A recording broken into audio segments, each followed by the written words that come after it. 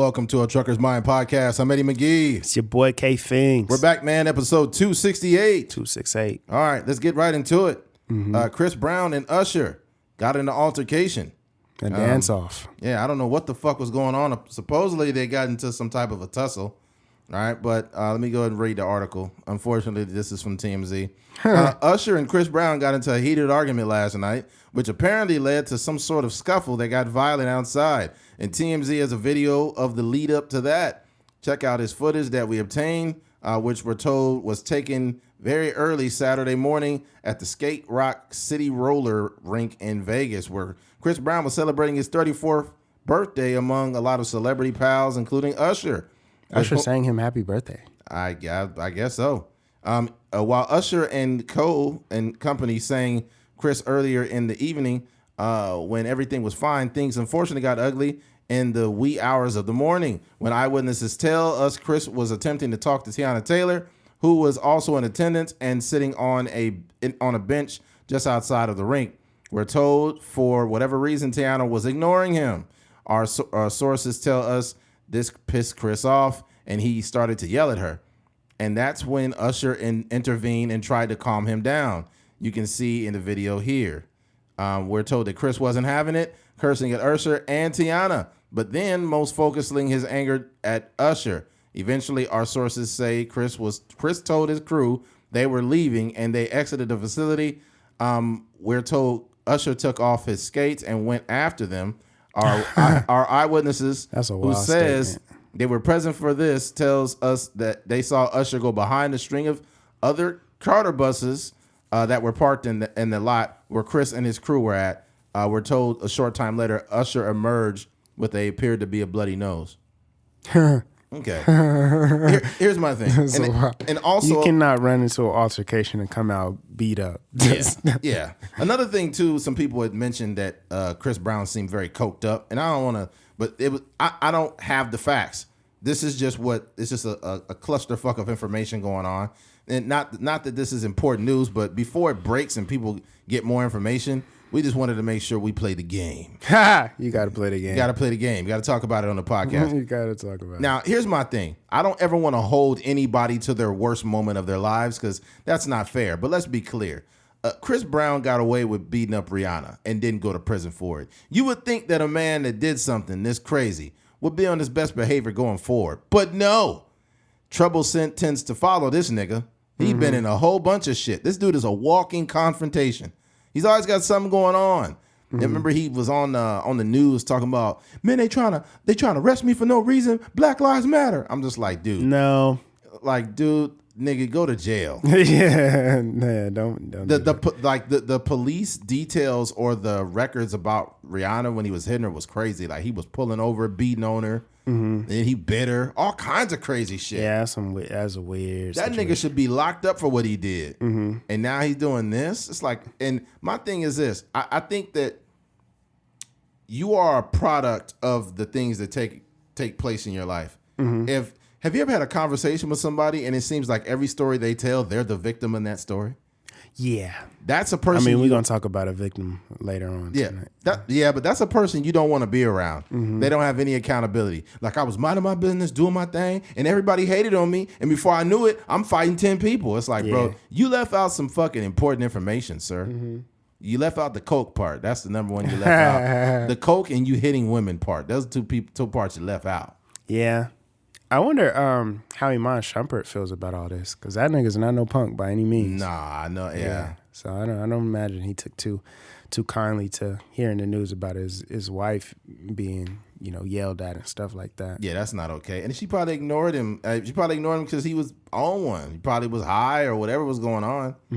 And I think what's also a problem too is imagine being Chris Brown. You could dance,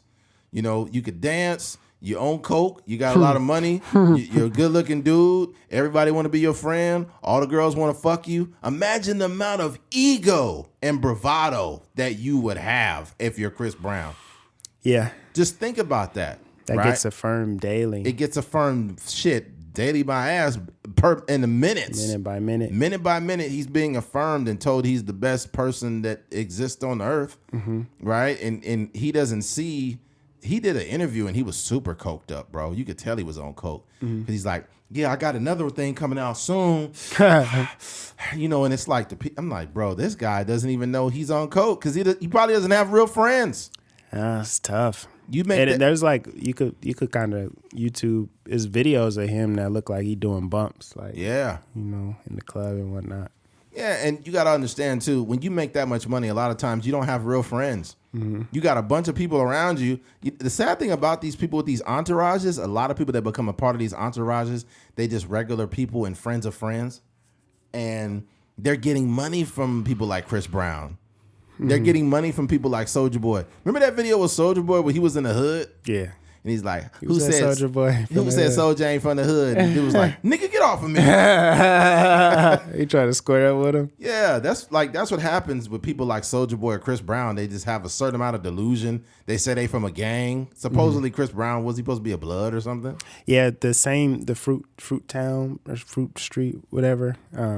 They're like a blood gang in LA. I think ridiculous. That's the same gang that Soulja Boy was hollering when he was in that video. It's ridiculous. Yeah. You're a grown ass man trying to be a part of a gang. A gang is for misguided youth, not grown men. Yeah. Okay, if you're a misguided youth and you're in a gang, I understand. Maybe you didn't have a lot of direction growing up. But if you're a grown man in your 30s, like, come on, man. Mm-hmm. Come on. That's why I said this on this podcast, and God forbid if I ever have to have an actual conversation with Chris Brown or deal with him in any capacity. And by the way, people can change. So let's say by the time we do cross paths and it's within a year and a half, and whatever the case, I'm not going to have any malice, but I don't want to deal with nobody like that. You beat women, you do coke, and now you fighting Usher, who is 44 years old, and you yelling at women. This dude doesn't get it, man. Yeah. He doesn't get it, bro, and I just don't have the desire to meet him. And by the time me and Keith take off, Trey Songz will be in prison by then. This nigga calling out everybody. Oh yeah, I'm hearing. But the thing about it though, I don't know what we might have been having this conversation on the phone or something like. We talked about the Me Too movement, and I don't want to get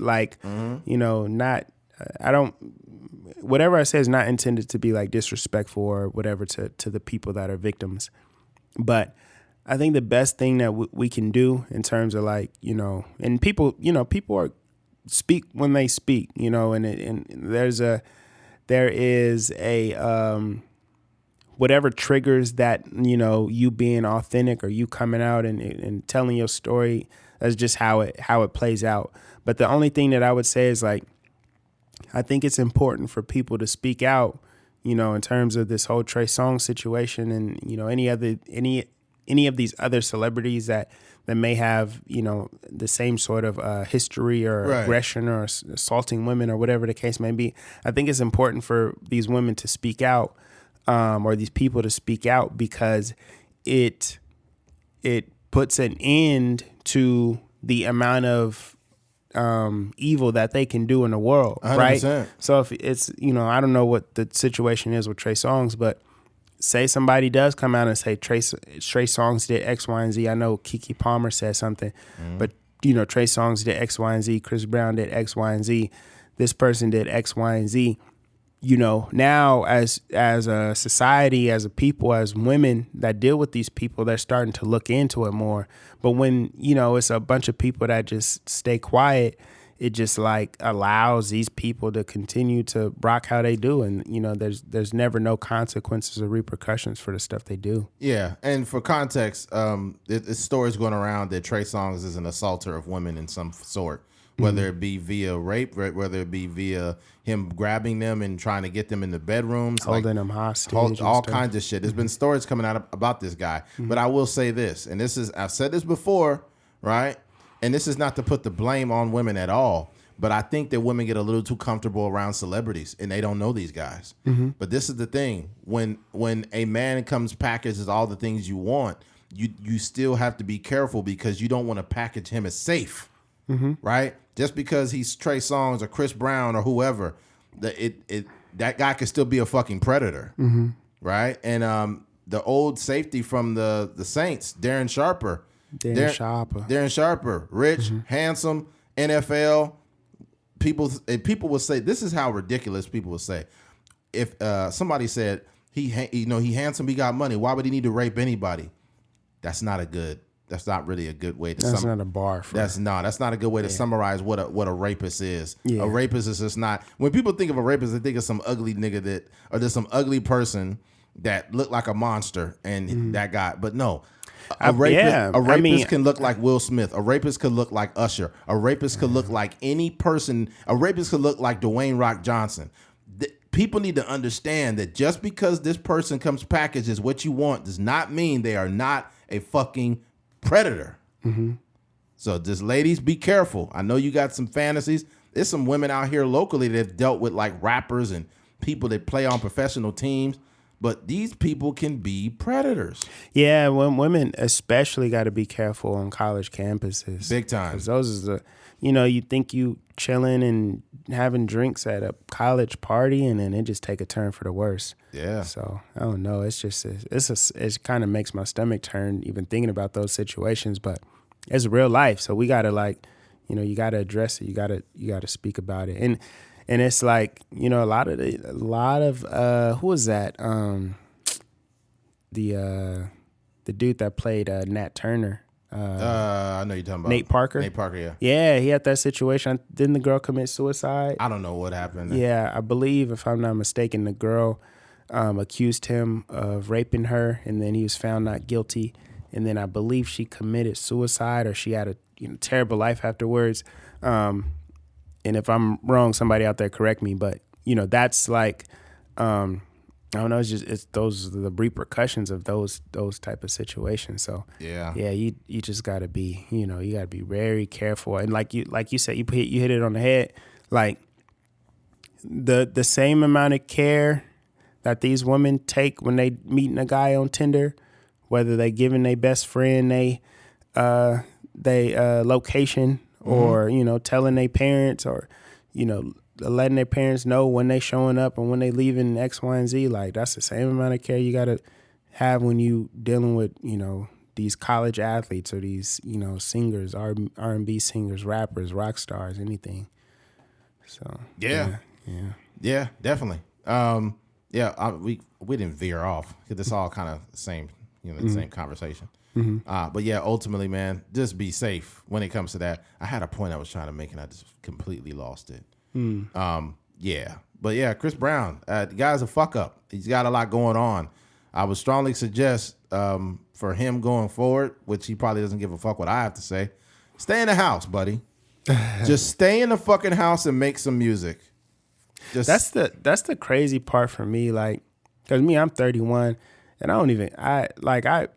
I hit it in my mid-20s. I was like, this is kind of lame. Like, just going out, hanging out, trying to talk to women every weekend. Like, it's ridiculous. But some people, Chris Brown is 34, but for some people, that's just normal. Like, oh, let's hit the club, let's do this, let's do that, and they wasn't really at a club. It was at a skating rink. But just just inviting that certain energy is just kind of like, it just seems like a young man's game. That certain people just don't grow up. Yeah. Oh, this is what I was going to say. I think that also when you're a person that's very popular and things come to you easily, especially women, there's a certain just a certain energy and stimulus that exists in that. I remember they showed this. I seen this thing. It was either on TikTok or it was on YouTube. I can't remember. But Ray Shrimmer, they were both walking. They had just got off stage.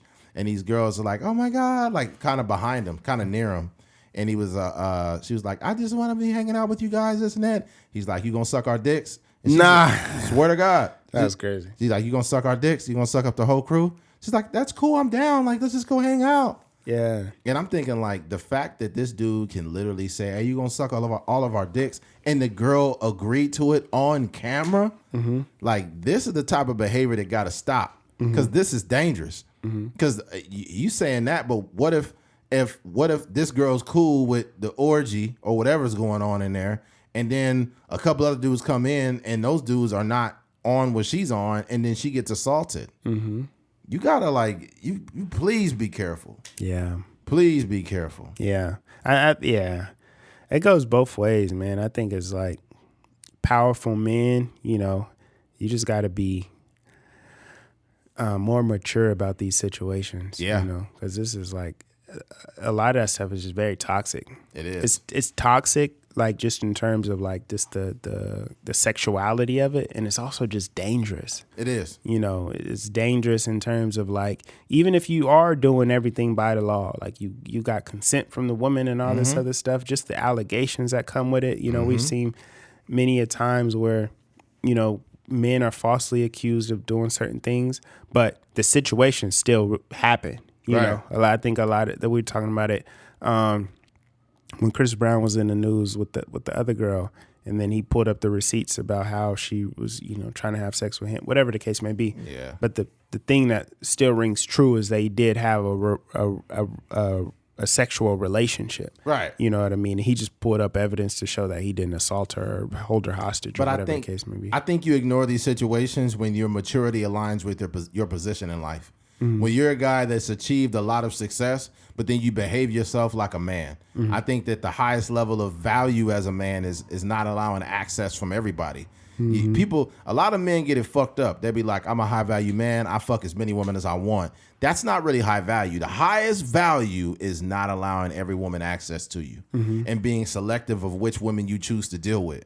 Yeah. And I think the epitome of the highest value of a man is marriage. And the reason why is because for that woman to be that important to your life means that out of all the women you've been fucking, all the women you've been dealing with all those years, this woman has like extreme access to you because she's that much different than that level. But you have to mature into that, right? Just having mindless sex with a bunch of chicks, that's really not, you know, pretty sure it's pretty fun. I ain't ever been able to fuck chicks like that. I'm a regular dude. I'm not Chris Brown. Not yet. But I'm pretty sure that you would get desensitized after a while. Yeah.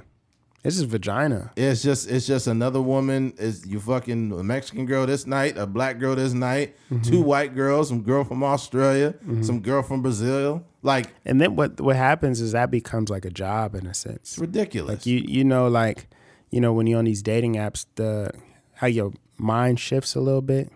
It's just like, dang, she bad. She all right. Oh, she bad. Or she got a fat booty. Or she got some big old titties. It's just like the way your brain operates and the way you look, like we talked about it before. That's like unhealthy. You start to look at women like meat.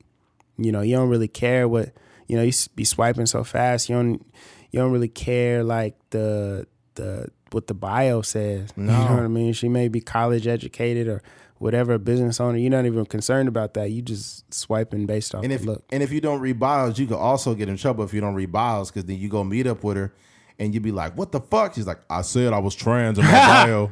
Nah, that's for sure. That's crazy. Yeah. You be like, damn. Yeah. Gotta start reading bios. All right, let's switching gears. Switching gears.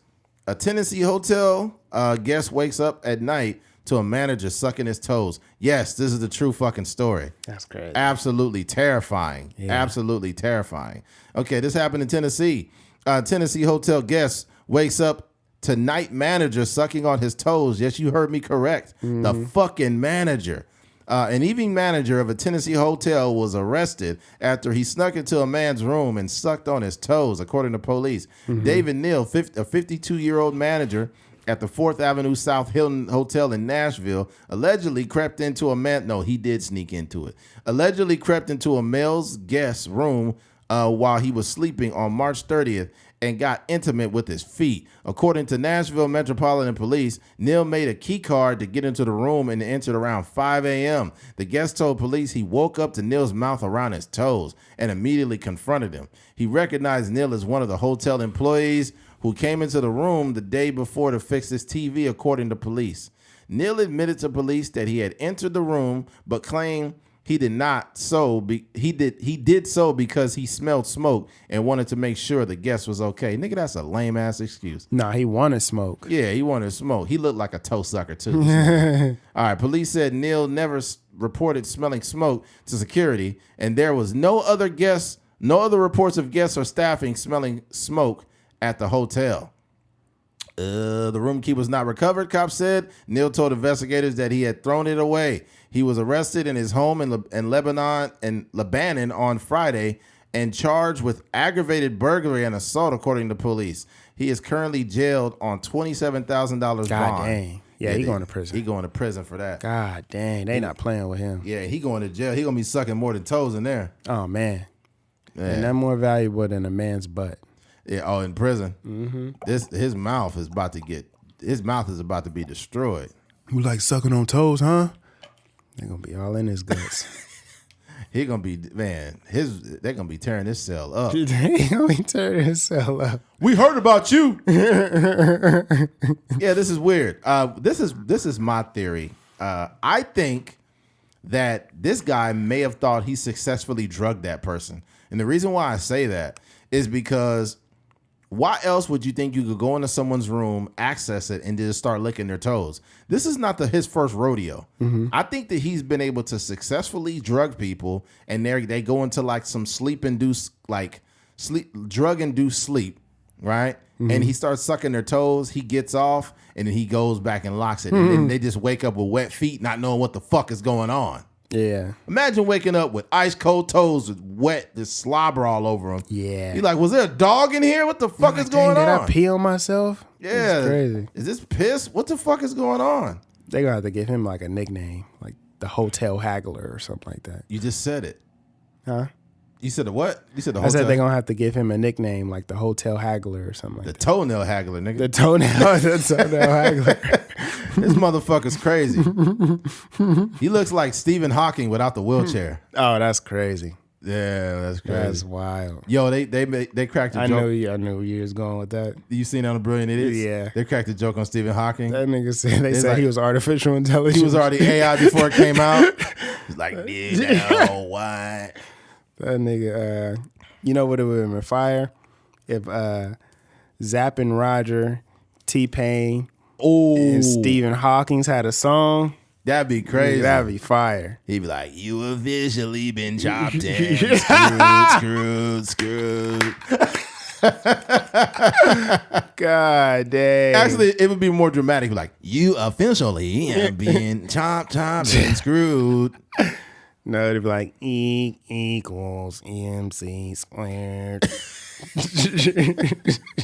Damn. The theory of relativity. I don't see, how did he even talk with that thing? He didn't type, did he? I don't know. I think it just like, I think it was in his throat, like the throat shapes or something. When did he pass? It was recent, wasn't it? A few years ago. Oh, yeah. Yeah. Didn't he say he didn't believe in God or something like that? Yeah.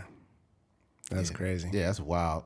Yeah, well, here's the thing. I would just advise people when you go to any of these hotels, let's say you're traveling and you say, hey, babe, we're going to spend the night at this hotel. We'll go ahead and knock out, and then we'll head back home tomorrow. Whatever you do not nonchalantly just get in the room and just lay out. You also, there's an extra lock on a lot of those things. Oh, the use dead lock or whatever you call it. Like the little latch. Yeah.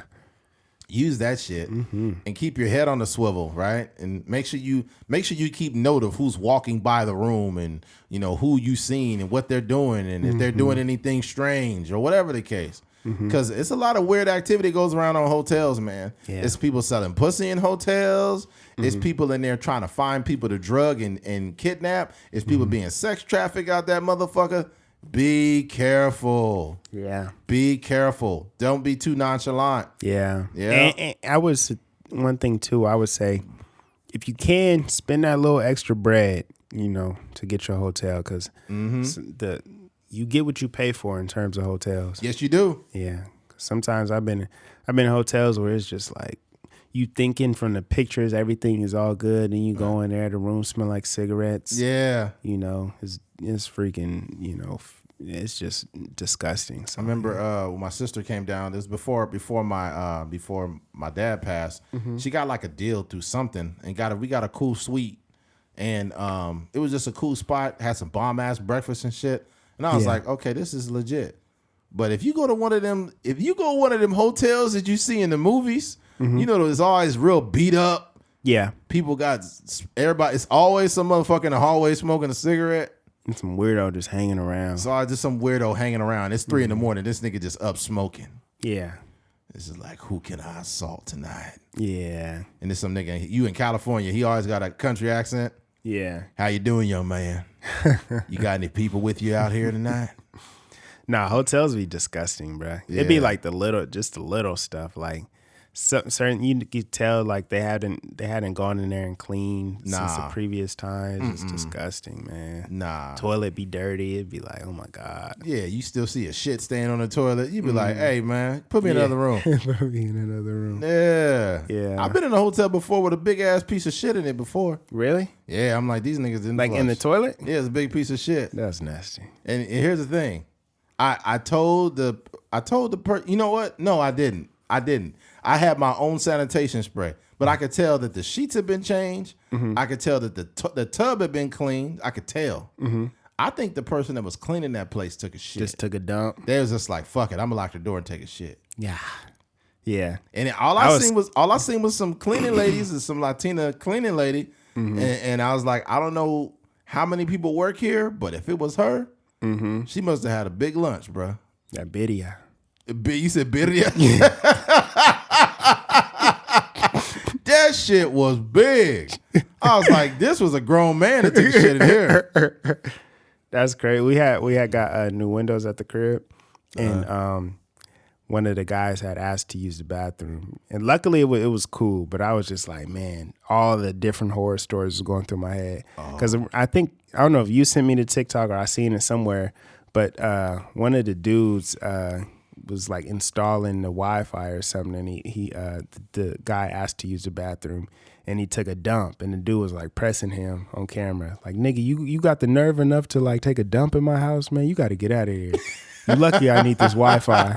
I was like, damn. Yo, the funniest one I seen involved with that, it was a dude that came to set up like the cable and the Wi-Fi, and he fell asleep. And the dude just left him alone. He's like, man, he must be tired. I'm just gonna let him get some sleep. How do you fall asleep? Because he was doing something. He was on the ground. He was already laying on it. He was hooking something up, and then he just fell asleep. He's like, oh man, I'm gonna just leave him alone. Bruh, it's funny because I used to when I was doing my yoga classes, my yoga teacher training classes. It was all virtual, so it was people mostly from like the East Coast. Yeah. And they were we would go through the different things, and there's this thing called like yoga nidra. And you know, basically it's almost like sleeping. But you're supposed to, like, your mind is alert, but your body is asleep. That's the way they describe it. So basically you don't move for like 30 minutes. So sometimes we would do the practices, or maybe like a 10, 15 minute version of it. And then like the teacher would be like, all right, guys, you know, so we'd go through the whole thing, like, just rest your body, relax your mind, blah, blah, blah, blah. Yeah. And then like 15 minutes later, it'd be like, all right, start to wiggle your toes and just come back to life. Just present yourself to the space that we're in. And then you just hear somebody in the background like, yeah, I mean, like this. And then that's what they would do. They would be like, you know, this person has probably, the body always tells you what you need. So we're just going to let them come back to us when they can. We be on there doing all kind of other stuff. They just knocked out. This nigga in the back sleep with sleep apnea. He's like, Oh my gosh! Yeah, somebody sound like they dying. Oh, bro, I would be laughing too hard. I would have woke him up. Oh my god. Yeah, I heard a lot of people fart too in yoga. Really? Yeah, they'd be like, just breathe. Use your diaphragm. Breathe.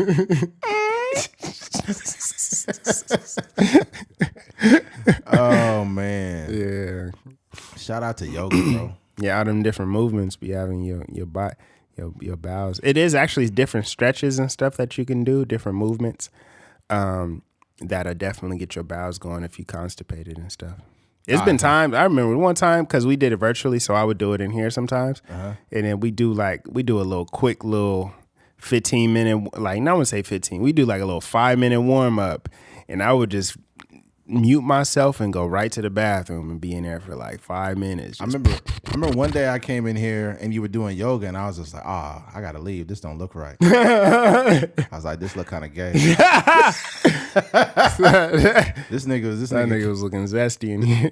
I opened the door. This nigga Keith in full doggy style. I'm like, man, what the fuck is going on?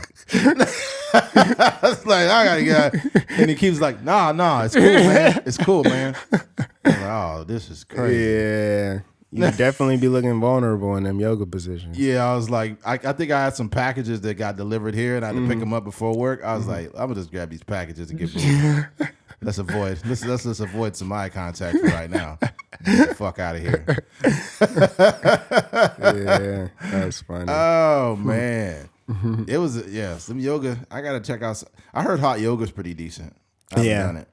For you, I would try the yoga nidra. The yoga to me, like the flexibility and all this other stuff was cool, but a lot of the mindfulness stuff was more it was better to me. Like the yoga nidra, which I was telling you about, like that's pretty good. Like if you got a stressful day, and you know say it could be anything. Like I'm just talking to the listeners. But if your manager tripping, if your coworker tripping, your girlfriend, your boyfriend tripping, if you do like 30 minutes of yoga nidra, it just kind of calms your body down to where your heart rate is just like, back to normal. I just noticed that there's certain things that kind of align themselves with other things. I don't know why I was thinking about it, but I think a person that's more likely to go to yoga is like the same person that's more likely to like eat hummus and shit like that. Yeah, and like people are archetypes. That's what I realized.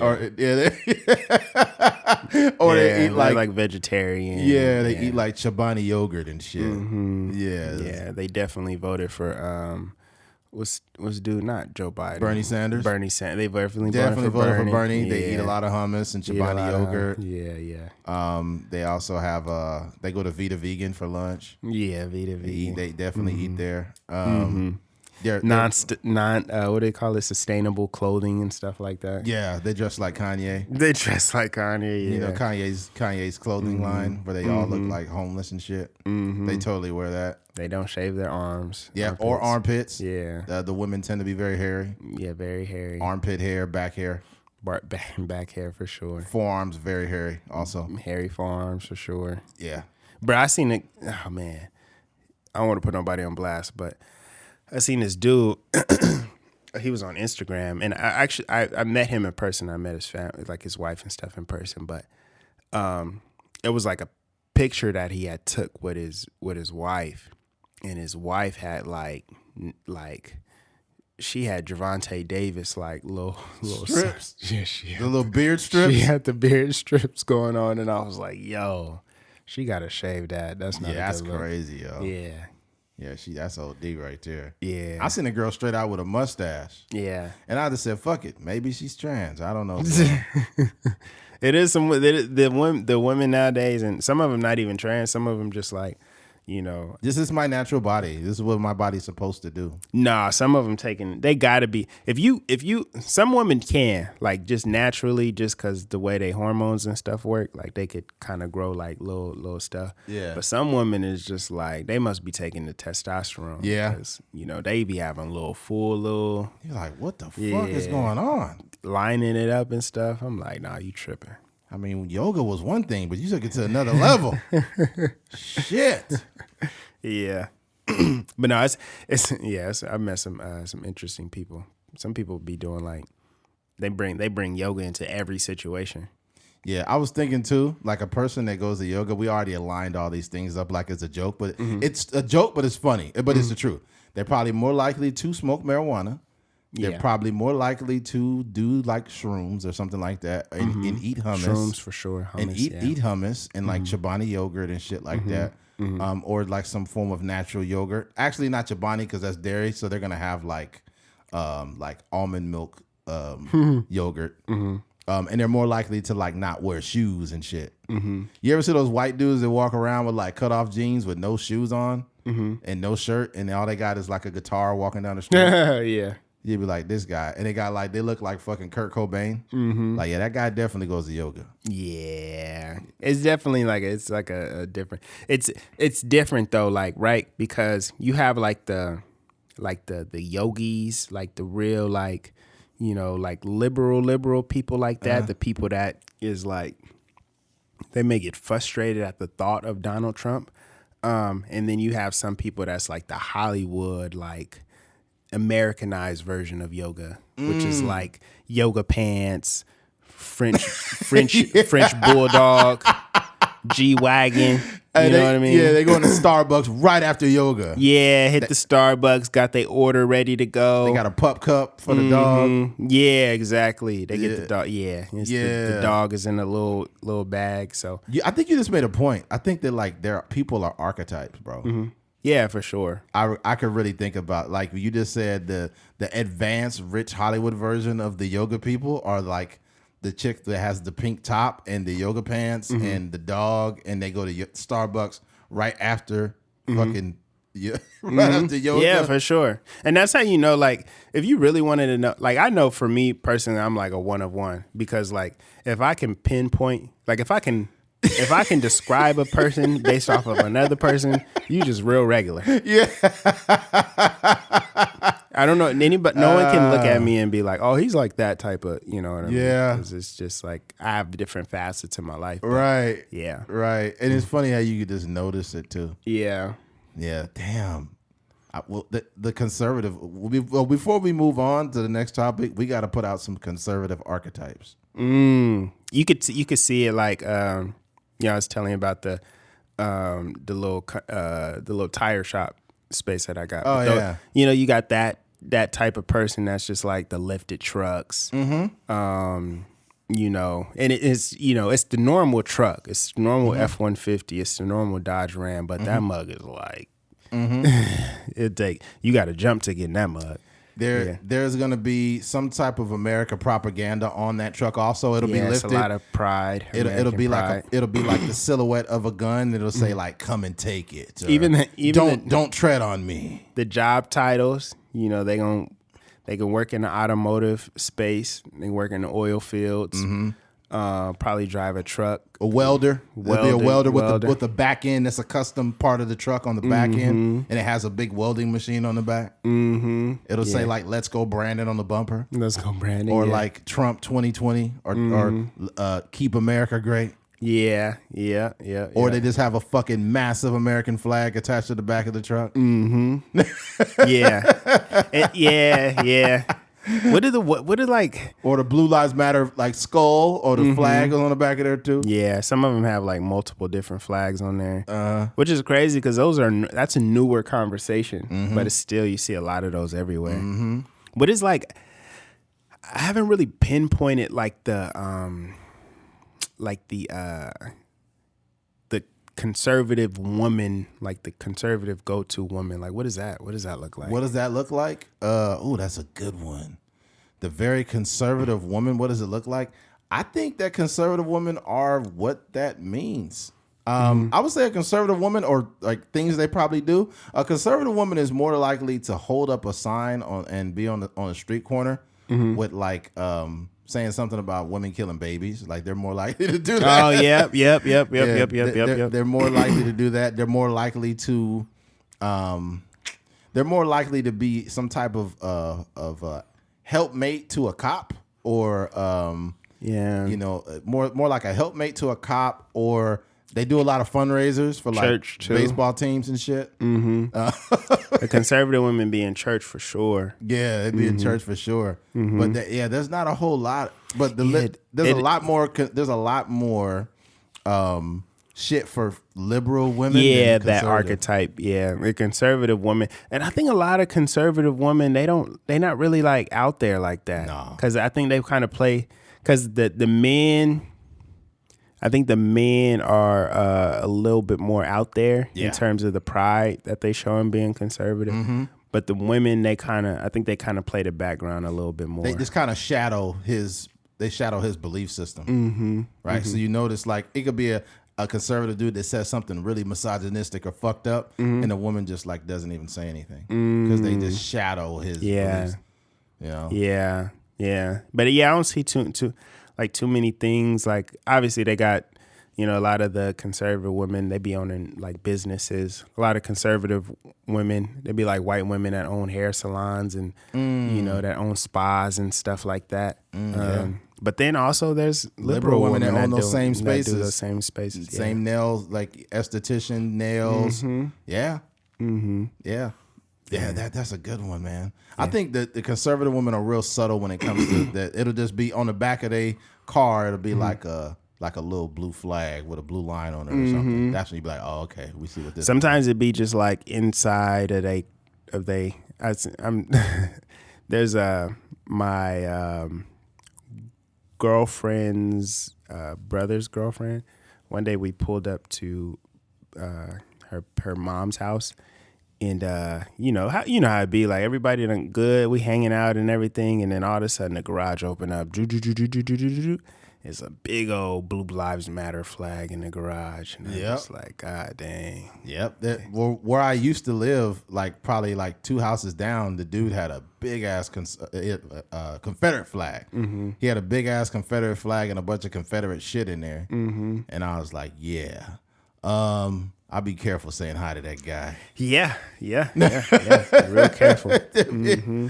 Yeah. Because those are things where it's like almost worst come to worst, you gotta like cater your conversations, because you mess around and have like another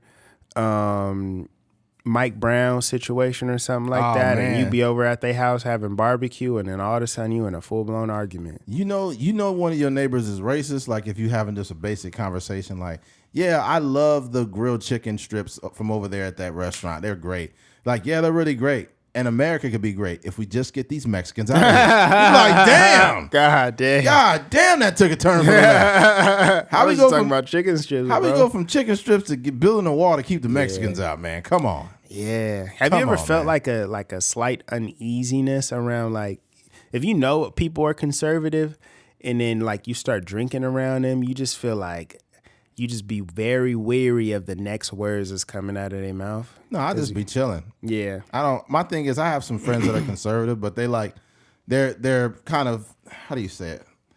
They're like middle-leaning conservatives. They're more conservative, but we can have a dialogue about what's bullshit and what's not. Because if I can't be friends with somebody that's far right wing, and I can't be really cool with somebody that's so left. Because if you too left, it's a lot of goofy shit going on with the liberals. If you too right, it's a lot of really tone deaf bullshit on the right. So for me, I just exist really without having a political affiliation. No, I think for me, like, not necessarily friends, but just like my girlfriend is biracial, so like a lot of times I be in spaces where like I'm around, friends and in-laws and stuff like that, that's like, white and conservative, and I don't really be knowing them on that level. Right. And you know how it is when people get to drinking and they get to telling stories and talking loud. It's just like, I just be like, dang, I don't know. Like, because one time we were at the brother's girlfriend's like parents' house or whatever the case may be, and it was this white dude. I think it might have been her uncle. But he was just like telling stories, and he was like, it just started to get really like interesting. He was like, yeah, man, you know me, I grew up in a situation where like, I grew up around brothers, I grew up around Mexicans, I grew up around white people. And that's when it started to get like, I don't know what is the next thing that he's going to say. Now, you're trying to prove something to me. And that's the thing. That's the thing that's bad. And then what's annoying is when very liberal people like have to prove they're not racist is probably one of the most cringe things ever. They'll be like, I had a friend back in the day, Darnell, beautiful black man, very, very nice black man. Yeah. And we were really great friends. And just a beautiful black. There was nothing there for me. Like, I wasn't racist or anything. It's just like, just a beautiful black soul. And you're just like, what are you talking about, dog? Like, Cindy, shut the fuck up. You're like, God damn. It's just awkward. Bro, no, I forgot to tell you this story. So I work, for those of you that are familiar with Bakersfield and the surrounding areas, I work at schools in Lamont, teaching kids how to film and stuff like that. It's one of my gigs, right? So I'm walking through the school, and if you know Lamont is majority Mexican. So I'm walking through the school. It's an elementary school, and it's me and my boy Pat, Blue. Oh, Pat's over there too? Yeah. Oh, shit. Me and him both over there, right? So we're walking to the school, and I don't know. I'm just going, like, we have a little designated classroom where we bring the kids over. So I'm walking to the school, and there's like the staff. It's probably like 3 staff members, and then there's a couple of kids, and maybe like 4 or 5 kids. But it kind of looks like this, like the slow kids in a sense. But I couldn't really tell. Like they were just kind of hanging out, and the staff just looked like they weren't really doing their job. They were just like talking to each other while kids are just kind of like mingling, running around.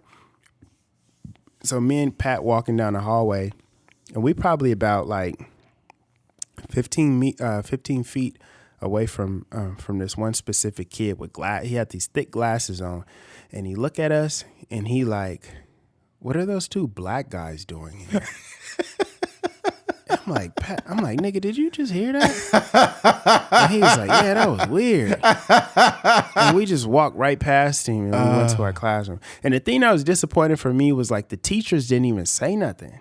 If we heard it walking down the hallway, they for sure heard it like standing right next to the kid. And it wasn't even like, hey, Oscar, just don't say things like that. It was just literally like they just completely ignored him.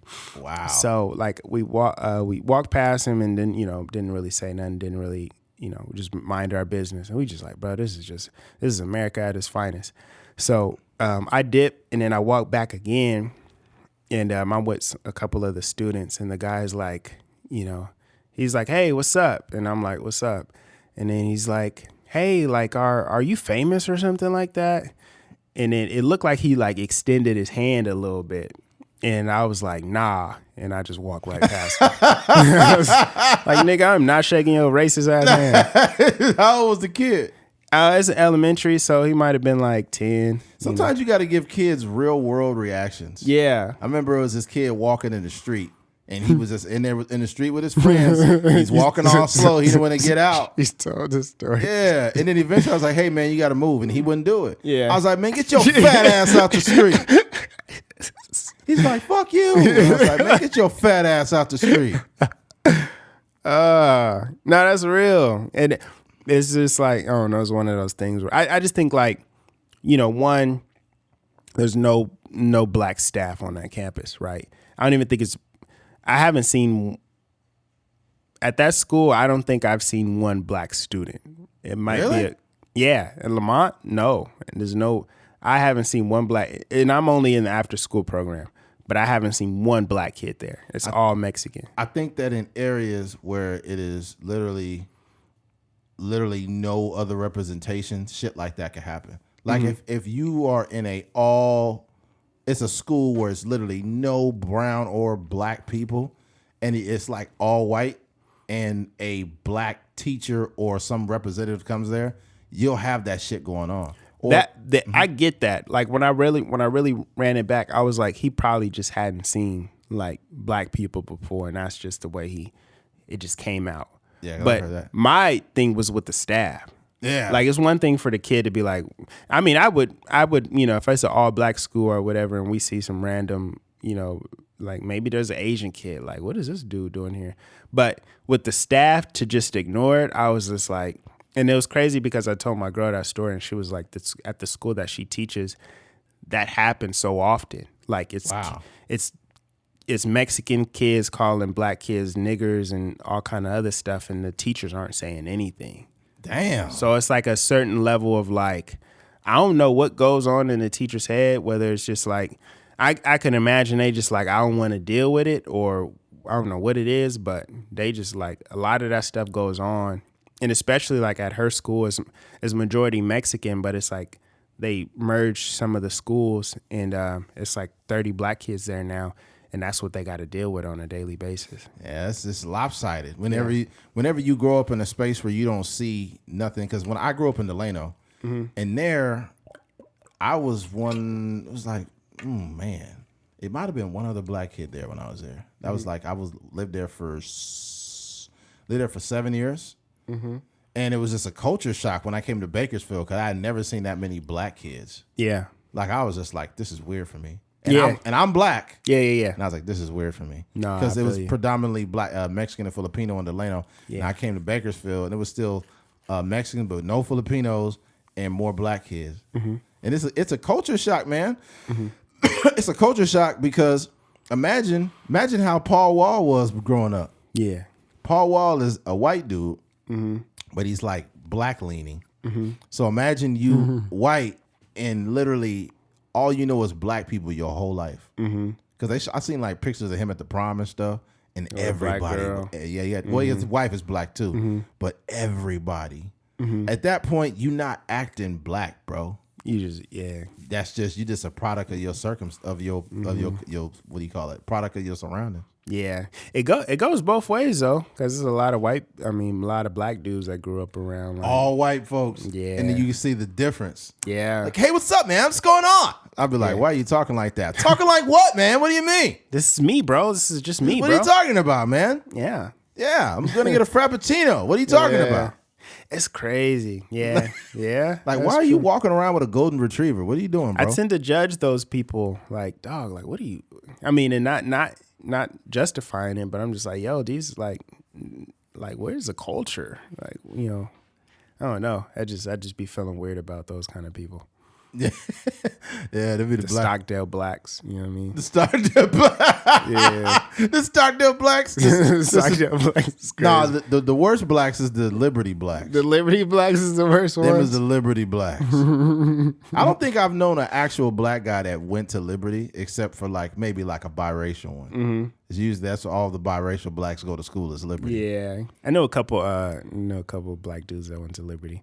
That was always like decent athletes, but they was just kind of like the only black guys there. Yeah, it was like, I'm just playing ball, we got to see what I never really heard Jordan Love talk, but he's the guy. He was the Liberty. He's a Liberty black. Is he black or is he's biracial? I think he's mixed. He's biracial. Yeah, I figured. So I just said. Liberty is that's where the because you got to think like successful black men tend to date white women, so it's just kind of. That's what it looks like. Out there? Yeah. Dang, that's hilarious. I never thought about that. Stockdale be having blacks, though. Yeah, now.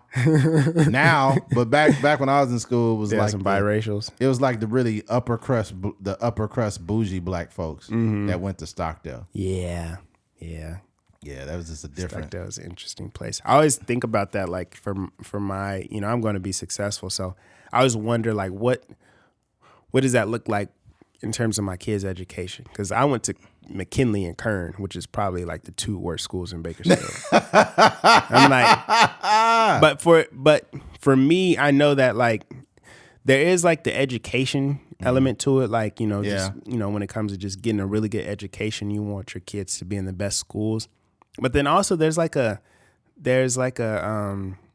you just learn stuff by being in those elements, right? You learn like getting roasted and how you can like come back from that, and just being in spaces where, and it's different. Like when you go to like Liberty and Stockdale and a lot of those schools, because most of those people is like middle class on up. You might be going to school with the kid that is like the son of a freaking Kevin McCarthy, or you might be going to the school with somebody that owns Grimway Farms or something like that, like millionaire families. Yeah. But when you go to like the BHSs and stuff like that, that's where you get like the melting pots. You know, people from different walks of life. Yeah, so. the most ghetto.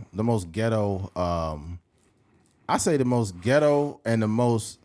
Probably two worst schools. It's got to be West and South. West and South, you think so? Yeah, they got to be the two worst. What about like Highland, East, Foothill? Highland is just out there. Like Highland is one of them high schools that you just like, oh, it's a school out here. You just bump into it. Just bump into Highland. Yeah, Highland's not bad. Yeah, East High was pretty bad at one time too, though. That shit looked like a prison. Have you seen East High School lately? For sure, yeah. God damn, it looked like East High School Penitentiary. And East is in the hood. Like, it just looked. They got it gated around, dude. They gated the whole school up. It's impossible to penetrate. That's the most penetratable school in town. BHS is gated off now. Yeah, all this. I think most of the high schools are gated. Yeah, I think it has more to do with not just it has with security purposes. All these fucking mass shootings going on, bro. It's so different, dude. Just to think that you used to. It's so crazy because like I think about like I'm going to shoot a movie, and the movie takes place like it's like it takes place like with where what will be like my adolescence, right? So like the characters graduating in 2010. which doesn't change the story at all. Like Right. to not have the completely accurate historical elements of like the gates are up or the gates are down. But I just think about, like a lot of the stuff is like we used to be able to just walk on campus. We did. When I was in high school, but We now did. it's different, We did, man. We did. We gotta move on. We've been blabbing too long. Yeah. All right, switching gears. Eboni K. Williams recently,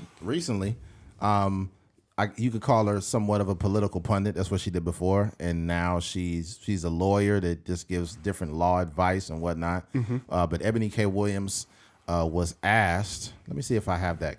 Just pull the clip up to make sense of it. Yeah. My name is Malcolm. 70% of my power. Let me see. Hold on. Going to TikTok. Hold on. All right. All right. All right. Let's see. Would you date a bus driver? Hold on. Uh-oh. You know what, this quarantine, I think, like a lot of cultures. You told one big lie. Let's just go here. If he owns the bus. If he owns it. If he owns the bus, See, he that's owns a it. problem. That's a problem. Let me You know go what, back. this Would you date a bus driver? You. Would you date if a he bus owns the bus. If he owns No. it. If he owns the bus, See, he that's owns a it. problem. That's a problem. That's a problem. Okay. Because the standards and requisites, and I'm not talking about him laying on his sofa playing video games all day. I'm not talking about that. But the standards and the criteria that we use to measure men is off for who we are as women and who they are in this society. I would date a bus driver if he loved driving the bus, if he was a man of integrity, if he was good to his mama, if he treated me well, I would date a bus driver. But we think that it's another human being's responsibility to give us what we need instead of us building together. I can build with a bus driver. I'd have my little stash over on the side in my prenup, but I could build with a bus driver. So I think some of the criteria that we look for in the reality of today keeps us unhappy, keeps us angry, keeps us imbalanced. And then when the men show up, we want to beat them up because they're not living up to our standards and criteria. And it's not working, beloved. It's just not working. So it's not that it's bad or wrong. It's obsolete. It's obsolete. We have to come up with a new way of being. I don't believe in carrying a man. A man has to do for himself. Would you date a bus driver? There was a statement made prior. I couldn't find that part of the clip, but it was basically her saying that Eboni was stating that me and other women feel like men are just not holding up their end of the bargain, and whether it's financially or whatever else. And she kind of made a blanketed statement. She was kind of going in on men before she asked that question. Yeah, she was. It was it was more of a generalization, right? What we have to understand as men and women is, regardless of how many bad examples we've had, that is not a true representation of the world. That is just a representation of our experiences.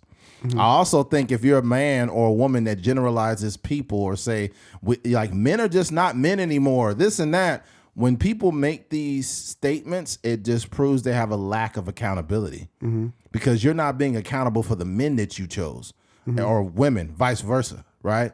You're basically just saying, since I can't choose a decent person, or I haven't found one, everybody must be bad. And that's just like, that's counterproductive. Yeah, and I don't know how many men she dated, but she was like, I've done them all.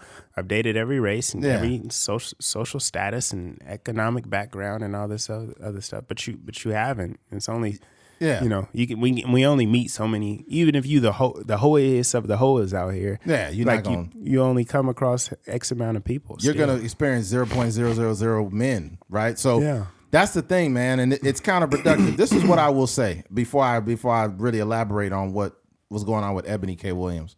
A lot of people are going after her for what she said, but a lot of it was a lot of people from the middle class felt fucked up, like because she basically said, "I would date a bus driver if he drove the bus," and it was more or less if he owned the bus. If he owned the bus. But the thing about it though is what I've noticed about a lot of women that become successful. Why would you drive the bus if you own the bus? I don't know, but it's a representation of what she wants. And I think that we've gotten away from love. No one is choosing each other for love. People are choosing each other for status or dopamine rush. That's it. We're using each other. There are women that just want to go on flights. They don't even want to be in relationships. A lot of them want to just use men. Some. Not saying she's doing that, but today's society is fucked up. It's just give and take.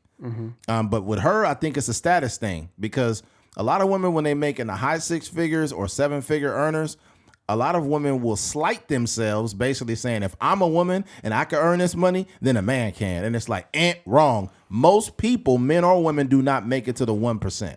Yeah. Right. So I think you're shortchanging yourself by saying, if I could do it, a man could do it. Most people don't do it. So as a woman, you got to understand, if you make $4 million a year and you meet a man and he makes $97,000 a year, women think that they downgrading. They're like, he only make $97,000.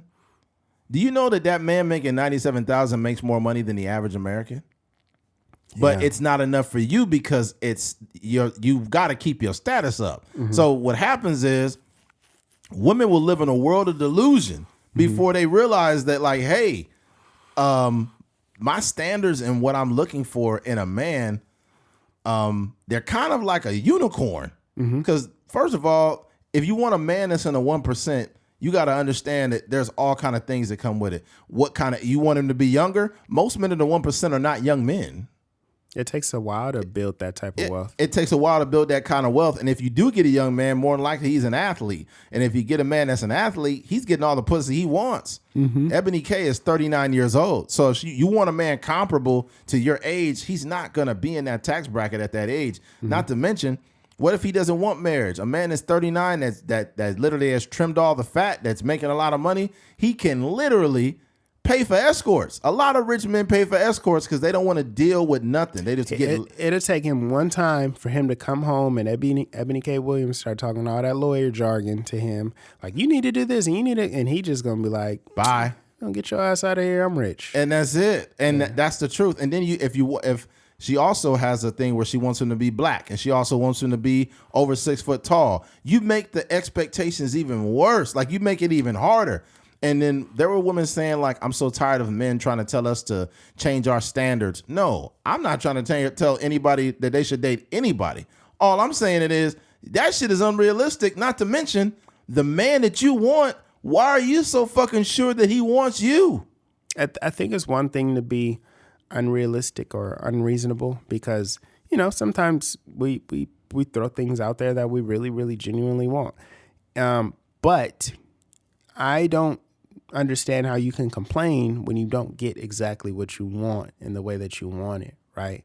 Like, if you are this person and you need this, you need a 1% salary, you need a 6 foot tall man, you need a man that don't got no mama issues, and a man that's owns a business and got a degree and all these different things, and that's your standard, you got to be okay with not getting that stand, or like potentially not getting that standard. You got to be okay with dying alone. Let's be real. You got to be okay with fucking dying alone. If that's what you want, fine. But you got to be okay with fucking dying alone. Because the truth be told is there are a bunch of decent people out there, but they don't fit your fucking status. They don't hit all those boxes. They don't hit the boxes. That's all it is. What I've noticed, and I'm just going to be blunt with the ladies because I'm about to say something about the men here. I'll be very blunt. When it comes to women that become successful, they want a man equally or more successful. When a man becomes successful, he just wants a woman. That's the difference. Women have an issue, and they have an issue with if they making $175,000 a year, he got to be making at least $250,000. This is just how women think. Women are not out there looking for a man that makes less than them. It's probably some, but most of them want a man that is equally or better than them in some way, more or less financially. But the problem with that ultimately is why is even the conversation of equality a thing when that's how a lot of women are thinking? A lot of women do not want a nigga that's making $75,000, $60,000. You don't want that dude. They're not choosing love. They're choosing status. Not to mention, because I'm about to go in on men on this too. When it comes to women, and this is the truth, I really believe this. Women, you've all had somebody that you liked. You liked them a lot. He liked you. You liked him. Y'all was going on dates. Y'all was hitting it off. And then you introduce him as far as from pictures or something, or you gave the secondhand information to your friends, like, oh, this is who I'm talking to. But he was 5'8", and you showed your homegirls, and they're like, oh, girl, you could do better than that. He didn't fit your social status because he was 5'8", and the last two niggas you dated was 6'2", 6'3", but they treated you like shit. You like this 5'8" man, but because he's not suitable to your auntie, to your friends, to your friend group, you don't have him around, and you stopped talking to that man because he was 5'8", and he liked you, and you liked him, and you fucking blew it. It's no different than a man that find a girl, he likes her a lot, they hit it off and whatever, but she's a big girl and you keeping her a secret because you don't want to be seen out in public with her. That happens too. So we got the nerve to say, oh, what's wrong with women? What's wrong with men? When the truth be told, a lot of us have had love on our doorstep and we got rid of it because it did not come packaged as what we wanted. And that's the fucking truth. So the same people that say, I have high standards, blah, blah, blah, blah, bullshit. Your standards ain't even real because you're not even real with yourself. But I think even with that, the whole high standards thing is anybody that is really done any sort of personal development or worked on themselves in any capacity, realize that they are the culprit in any relationship. Thank you. So for even the question that she asked, where it's like, we've been through all the, me personally, I've been through all the different, I've been dated across the board, and I realized that men need to do this and men need to do that. Like, what were you like in those relationships? What were you like such that you keep rolling through these people? Because you seem to be able to justify, being, she's what, 39? 39.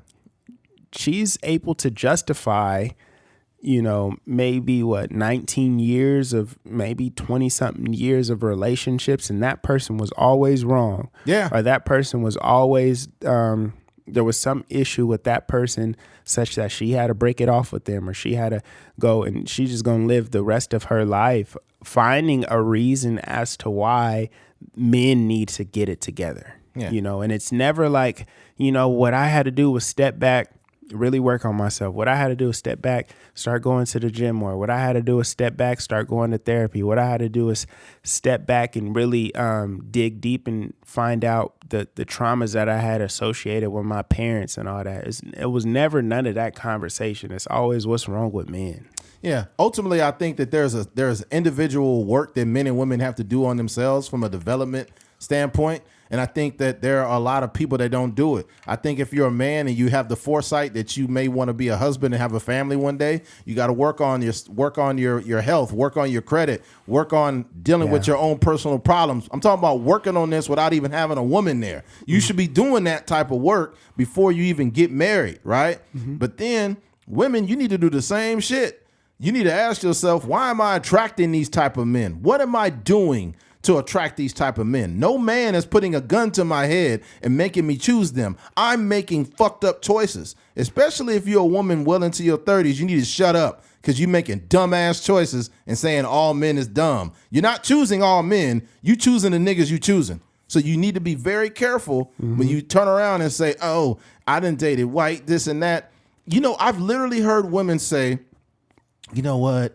I'm just, I'm not dating this type of person. This one girl said, I'm not dating black guys anymore because I just noticed that they don't this and that and that. And I'm thinking, like, first of all, you came to that justification? You are so stupid. I hear that a lot. Like, black guys only want to have sex with me and stuff like that. And it's like, you just choosing men that want to fuck you, you idiot. Like, white dudes want to do the same thing. Yeah, there literally been women that says, I'm not dating men anymore. And then you date lesbians with the same character traits as the niggas you used to date. Because you stupid. Yeah, I know a lot of lesbians that be slinging that strap on around. Yeah. Men be slinging dick, they be slinging that strap on. And it's you. Yeah. You are a product of every person you have ever met in your life. That's literally the truth. Every like the problem that you have ultimately is you can't get out of your own way. People don't realize, like, it takes a lot for people to realize like that. Because people's reality is so real for them, it takes a lot for them to get out of their own way. Because what happens, one, is that you have a person like Eboni K. Williams is 39 years old, justifying why she was not the issue in any of her relationships. And then what happens is you sit around, and they didn't do that on the Breakfast Club, so kudos to them. But you sit around your friend groups, and that's the interesting part of her question. She asked kind of like a semi-leading question, and what's the girl's name? Some Ella. Iyanla. Iyanla. Yeah, Iyanla. She wasn't going for it. She hit her with the she's very intelligent, and she kind of hit her. She didn't answer her question. She answered her question with another question. But what happens is, I'm sure Eboni K. Williams has like best friends where she can call and be like, girl, guess what happened right here? I went on a date with this dude and such happened, and he didn't even pick up the tab. And they like, ooh, girl, exactly. That's the exact reason why I don't be dating out here. And they just ranting back and forth. You won't believe what happened when I went on this date and this happened. And it's just like they just going back and forth justifying and validating each other. And then they never really learn anything. They didn't learn nothing. You know, but when you have like real friends around you, you can say like, hey, like, I understand that, you know, you went on a date with this dude and he didn't pick up the tab, but like what's going on with you that you keep attracting these people? 100%. You know, maybe you need to lay low for a little bit and stop dating so much, or maybe you need to be, you know, just get off the dating apps, or you know, just somebody that could really give you an honest take on what they're seeing from the outside. And it may not feel good, but sometimes you got to sit with that bad perspective, or that perspective that you don't like, and really just like, you know, let it marinate and make some adjustments. A lot of people don't even have friendships. They just have an echo chamber of trauma. God damn. And you bond with that fucking trauma. Yeah. So like, if you a dude that's like, man, fuck all these hoes, they ain't nothing but bitches, and you got 4 of the dudes that think like that, you will never be happy. You know, and you will never find a decent woman because you calling them bitches and hoes, and you living in this world, and this is no different than women. Women, every time women overly involve them, they overly give information to their friends that are not really friends. It's just all based in trauma. It's a trauma bond. And they're like, yeah, well, I mean, I like him, but he's 5'8". They'd be like, I feel you, girl. Yeah, just go ahead and get with somebody else. He ain't 6 foot. And it's like, these is y'all friends. You know what happens with that situation too? That same girl that you vent to, that justifies everything, because you're that type of person that's like, that it's like you have an opinion and have, you know, disrespect about everybody you go on dates with. You probably have that same conversation about your friend when she's not there. 100%. So it just like how we are in any situation is how we are across the board, you know? Yeah. And you know what? I'm curious to know. I guarantee you that there's been a woman that had friends like that, and then they met a really good man, a really good dude, a respectful dude, the dude that treated them, you know, with respect and didn't cheat on them and all of that. And he had a decent job and all of this stuff. And then she ended up, all of them friends that she had, they ended up having a falling out.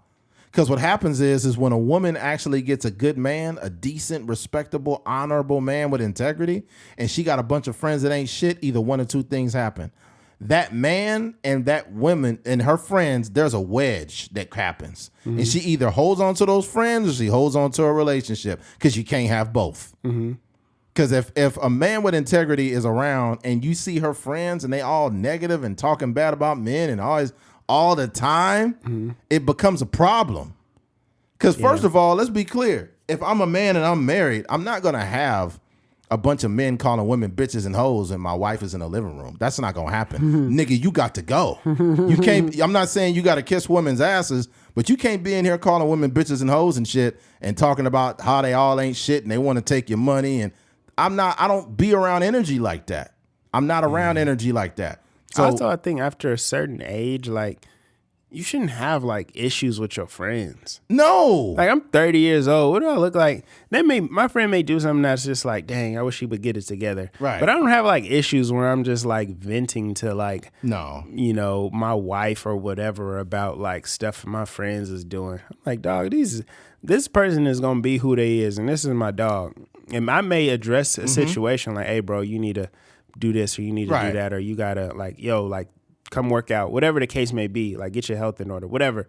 But I'm just not like, I don't have like drama in my friendships. No. I'm too old for all that. Yeah, that's ridiculous. But what's crazy too is I was thinking about like how things are. And I've heard a lot of women say, well, men want us to settle. What's settling? This is highly subjective, first of all, right? But they'll be like, would you date a man that's a mechanic? And they'll be like, honestly, I've dated a mechanic before and like, I don't need to settle. And it's like, why are you using a job as a way of settling or not? The metric that you're using for love, the metric that you're using is not love. You're using a man's finances as a metric for what he is or what he is not, which is fucking dumb. I think Angela Yee had mentioned that before. Like, yeah, I've dated down before, and it just didn't really dated down. But what Iyanla said was pretty powerful. She was like, I'm not talking about the couch potato. I'm not talking about the nigga that's just playing the video games on the couch. I'm talking about somebody that's making an honest living.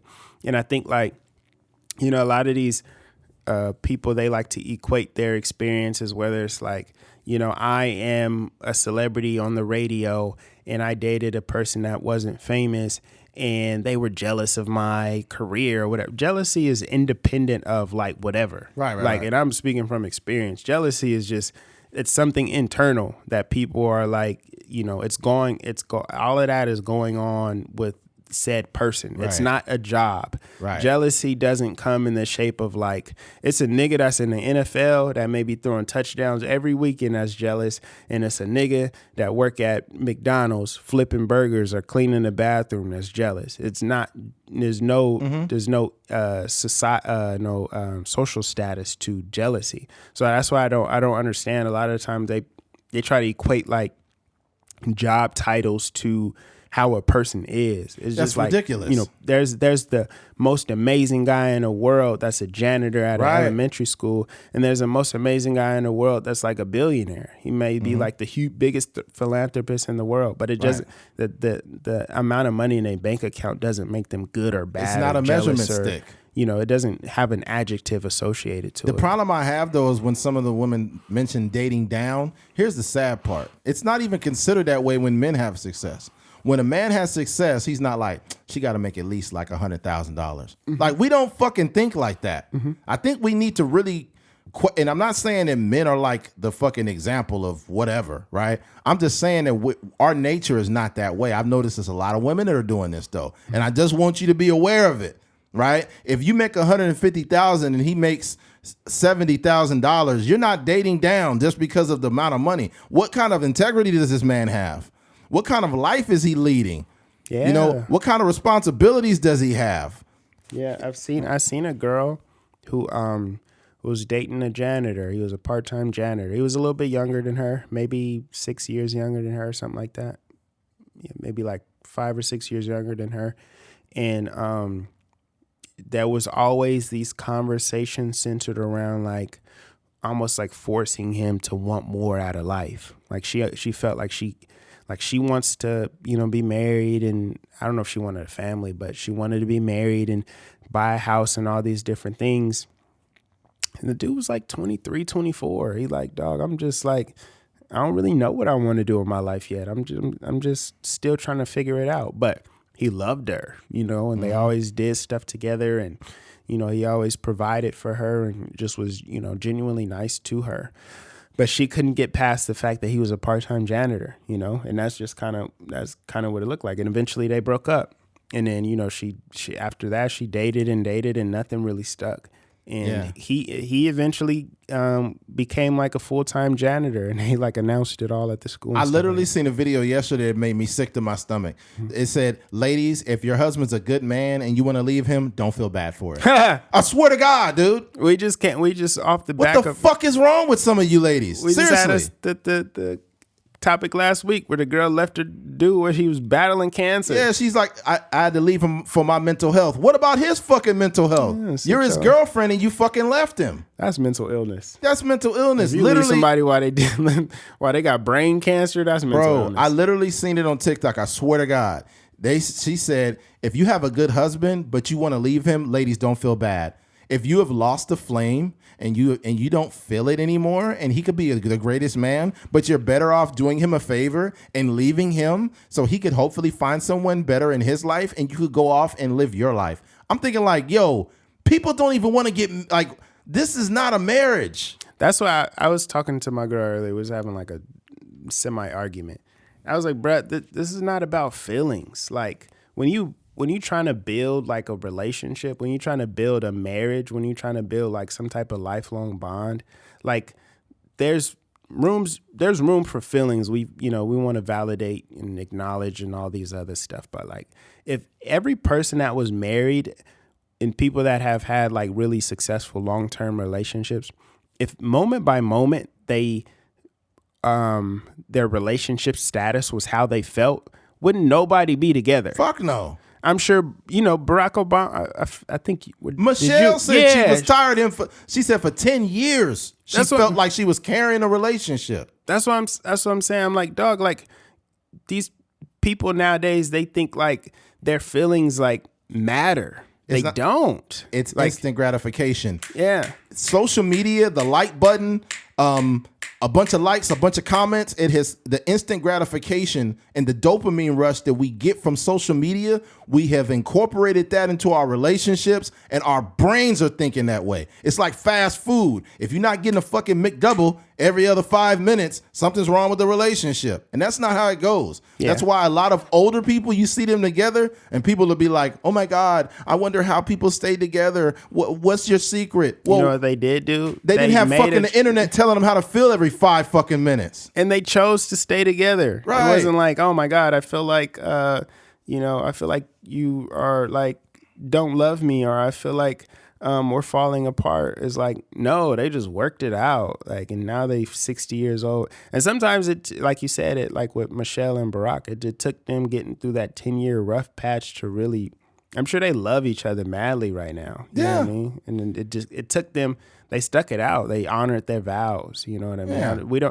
People don't even honor their vows anymore because you're getting justified by the internet. Yeah. You're seeing these you're seeing these articles and you're seeing those kind of people going viral with 1 million views. Like if you don't feel like love anymore, the love is left your relationship, then you should leave. You should exit that relationship right now. And then the girl see that and be like, oh my gosh, she just spoke to my heart. I'm breaking up with my boyfriend. Or I'm divorcing my husband right now. I'm divorcing my husband in the worst fucking time of his life. My cousin told me, recently my cousin, he lost his mom and literally told me that like a little bit after that, he was having problems in his relationship. And here's my thing. I think when you are going through turmoil in your life, your partner, that's their moment to shine. I don't care how long y'all been together. If we having problems in our relationship after my motherfucking parent dies, bro, are you serious? Like, you literally are looking for reasons to have arguments, fights, nitpicking, and I'm going through the worst moment of my life? That's fucking crazy. It's selfishness. And the fact that I'm seeing like the social media saying if you have a good man, he's a really great person, and you don't feel it anymore and you wanted to leave him, don't feel bad, ladies. What the fuck? And it's people really, there are literally people out here leaving perfectly fine people and have the nerve to complain. I seen another interview, and it was a woman saying like, I had a good man and, he was a really good person. And, we kept having problems with money here and there, but he always worked 2 or 3 jobs just to provide, and, eventually this became too much and I had to leave. And, I did end up getting in another relationship, and it's been really tough for me. It's been really hard. And then the interviewer, who was another woman, she said, wait a minute. So why'd you leave your last relationship? Was it because of the money? And she said, yeah. And she said, so you found somebody that made more? She's like, yeah, I did, but it didn't work out. And she said, you broke that man's heart. Yeah. You broke his heart. And she says, I know. And she started crying. Yeah. Right. And the interviewer was just like, kind of conflicted. Yeah. Like, you can't do that. It's just like the guy, I remember, I think it was, oh my God, I forgot, it was a motivational speaker. He was saying, I had a girlfriend in high school. She was awesome. She was really nice. She's always getting me snacks, getting me food, and just always super happy to see me. And, eventually I got too acclimated. I got too used to her being good to me. And then we were going to different colleges and she wanted to come with me, and I just broke it off with her so I could go to college. And I figured I'll just get a new girlfriend. I get another girlfriend. And he noticed that each woman he met was not like his first girlfriend. They was mean. They was selfish. They wasn't shit. but you don't usually appreciate good things a lot of times until it's gone. Yeah. I know it's very cliche, but he felt that he could just replace the girl that he had. Good luck. The punishment to men or women when they get rid of somebody that's decent is every person they deal with after them. Mm-hmm. Every person. That's why I don't trip. If I've ever been treated like shit by a woman, even if I was hurt in that moment, the I won't say the joy, but the peace of mind that I had is you will never get another Eddie. You will never. You could search your whole life. You could find a nigga that looks better than me, probably taller than me, whatever those certain stats are, but he will never have my personality. He will never have what I offer. He will never have the peace. He will never have the integrity that I have, because when you do somebody dirty that has integrity or that's a decent person, the chances of you getting that again are very low because you don't have the value to obtain it and keep it. Here's what I was going to say too. In thinking of somebody being successful, for some reason, a lot of women think they're dating down when they meet a man that's making less money than them. Rob Dyrdek, his girlfriend is literally from Bakersfield. Rob Dyrdek is a multi-million-dollar guy, tens of millions of dollars. And his girlfriend is from Bakersfield. She didn't have no big, huge star. She was just a really beautiful young lady. And that's who he married. I'm not telling women that they need to date a man that's not doing nothing with his life. I'm not saying, because if I had daughters, I would want them to date a decent man that could provide for them, because I want to make sure that my daughter's okay, right? But some of y'all, your motherfucking standards ain't even real. Yeah. You got to get back to the drawing board and figure it out, because what you doing is some of y'all is going as far as hurting and dismissing good men just because they don't fit your status, not even your standards. Y'all got a status problem. The thing about it, though, in reality, is like nobody is ever going to be on an equal playing field. Right? Fuck no. Whether this is somebody that make $100,000 and then they might be dating somebody that makes like $95,000. Yep. And I think the biggest thing that you can do in a successful relationship is just remove your ego. Yeah. Just check your ego at the door, because there's somebody that may look at Eboni K. Williams like she broke. Yeah, that's There's true. some people out here that's real like up. Yeah. And they look at her like, all you do is this measly little radio show every now and then in this podcast.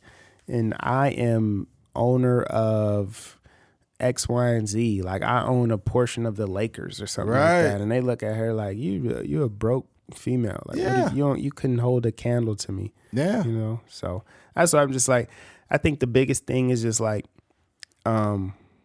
really, I think we really got to get back to like the love, you know what I mean? And I think it is hard because, money kind of runs the world. We got to pay bills. We got to pay the insurance. We got to pay gas is expensive. Groceries are expensive. But I think we really got to get back to like what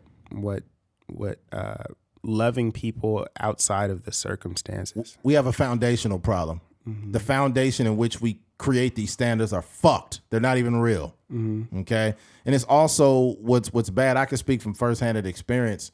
Whenever you're a man, growing up and you find some girl and you like her a lot, she likes you a lot, and then all of a sudden she goes cold on you. First of all, what you got to understand as a man, that women owe you nothing.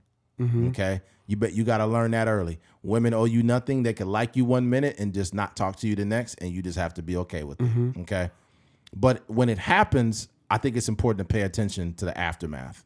I've had women that I liked, they liked me, and then all of a sudden she just goes cold on me and then ends up with whatever dude, and I'm like, okay, I know what happened. Right. And it's not that you shortchange yourself, but I'm not as conventionally handsome as this dude. This dude's probably 6'4", light-skinned dude, in really good shape, right? I'm like, okay, I see what she did. That's cool, But then that shit flames out. She texts you, hey, Eddie, how's everything been? I haven't heard from you in a while. And I'm thinking like, oh, you just thought you had something better and you coming back. That has happened to me multiple times, many times.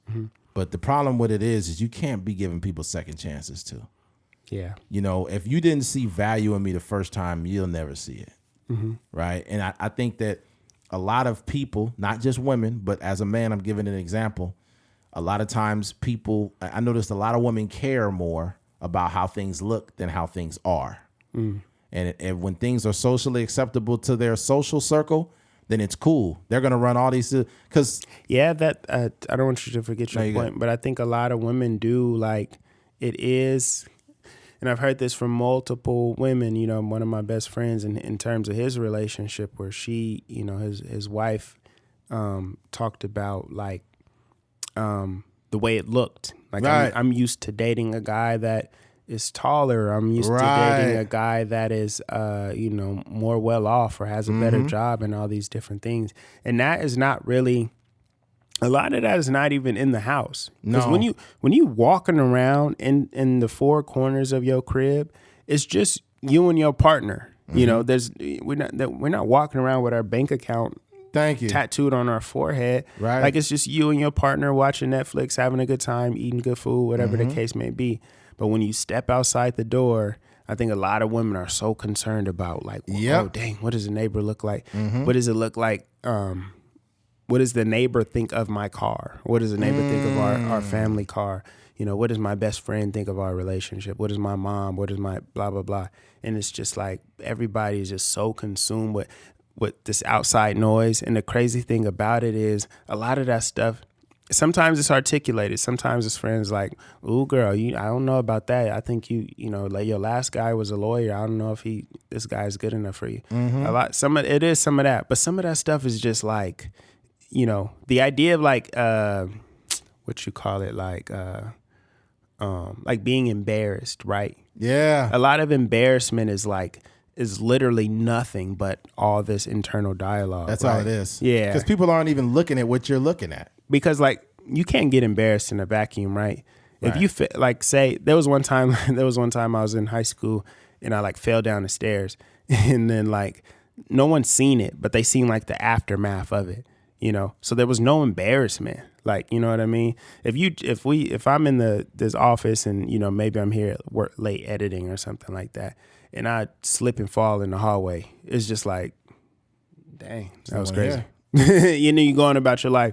But what happens is we get so consumed with, like, people, like, what they might say. And then it's just like, it's almost like Professor X, where it's like he can, you know, read everybody's brain and it's like 1,000 people talking at one time, you know. But most of the time people don't, like, a lot of that stuff people don't even care about. Like, my friend and his wife, like, I care about them as human beings. But in terms of, like, the social status of their relationship, like, it's ridiculous. Do you know? We have to stop being so influenced. And I think that the problem ultimately is the influence is coming from social media. I know it's becoming a very oversaturated conversation in regards to social media, but it is. Like, when you turn on social media and it be like, just got my wife a car, she the most important thing in my life, and this and that. You got to realize some of these people that do this shit, a lot of people that do shit like this are in debt up to their eyeballs, but they want to look good for people who probably won't even show up to their fucking funeral if they died, okay? And they want to impress people. And the thing about it is those things are influencing those things shouldn't be influencing anyone's relationship. Just because your friend got a 2023 Mercedes, what'll happen is like your wife or your girlfriend will see one of her friends getting a 2023, and then it'll be like a subtle statement like, "Babe, you ever thought about getting another car?" Yeah. And y'all ain't never had a conversation about a car. Both of y'all cars running good. Everything's going fine. Paid off. Everything's good. Everything's paid off. But you bring up a car. Why? Because you've been influenced. Yeah, that's true. And it's not even a real, like, there's no real standards being set now. The standards are just float. It's like they come and go. Yeah. And it's like, this is a problem, man. I think the most important thing you could do or hope for, especially if you're a single person, is you can hope for a person who is not easily influenced, that has a good friend group. That's the number one thing I pay attention to. Yeah. A person got a solid group of people around them. We all got some loose ends. We all got some people around that, like, they just can't figure it out. But then it's other people that, you know, are pretty decent, solid people.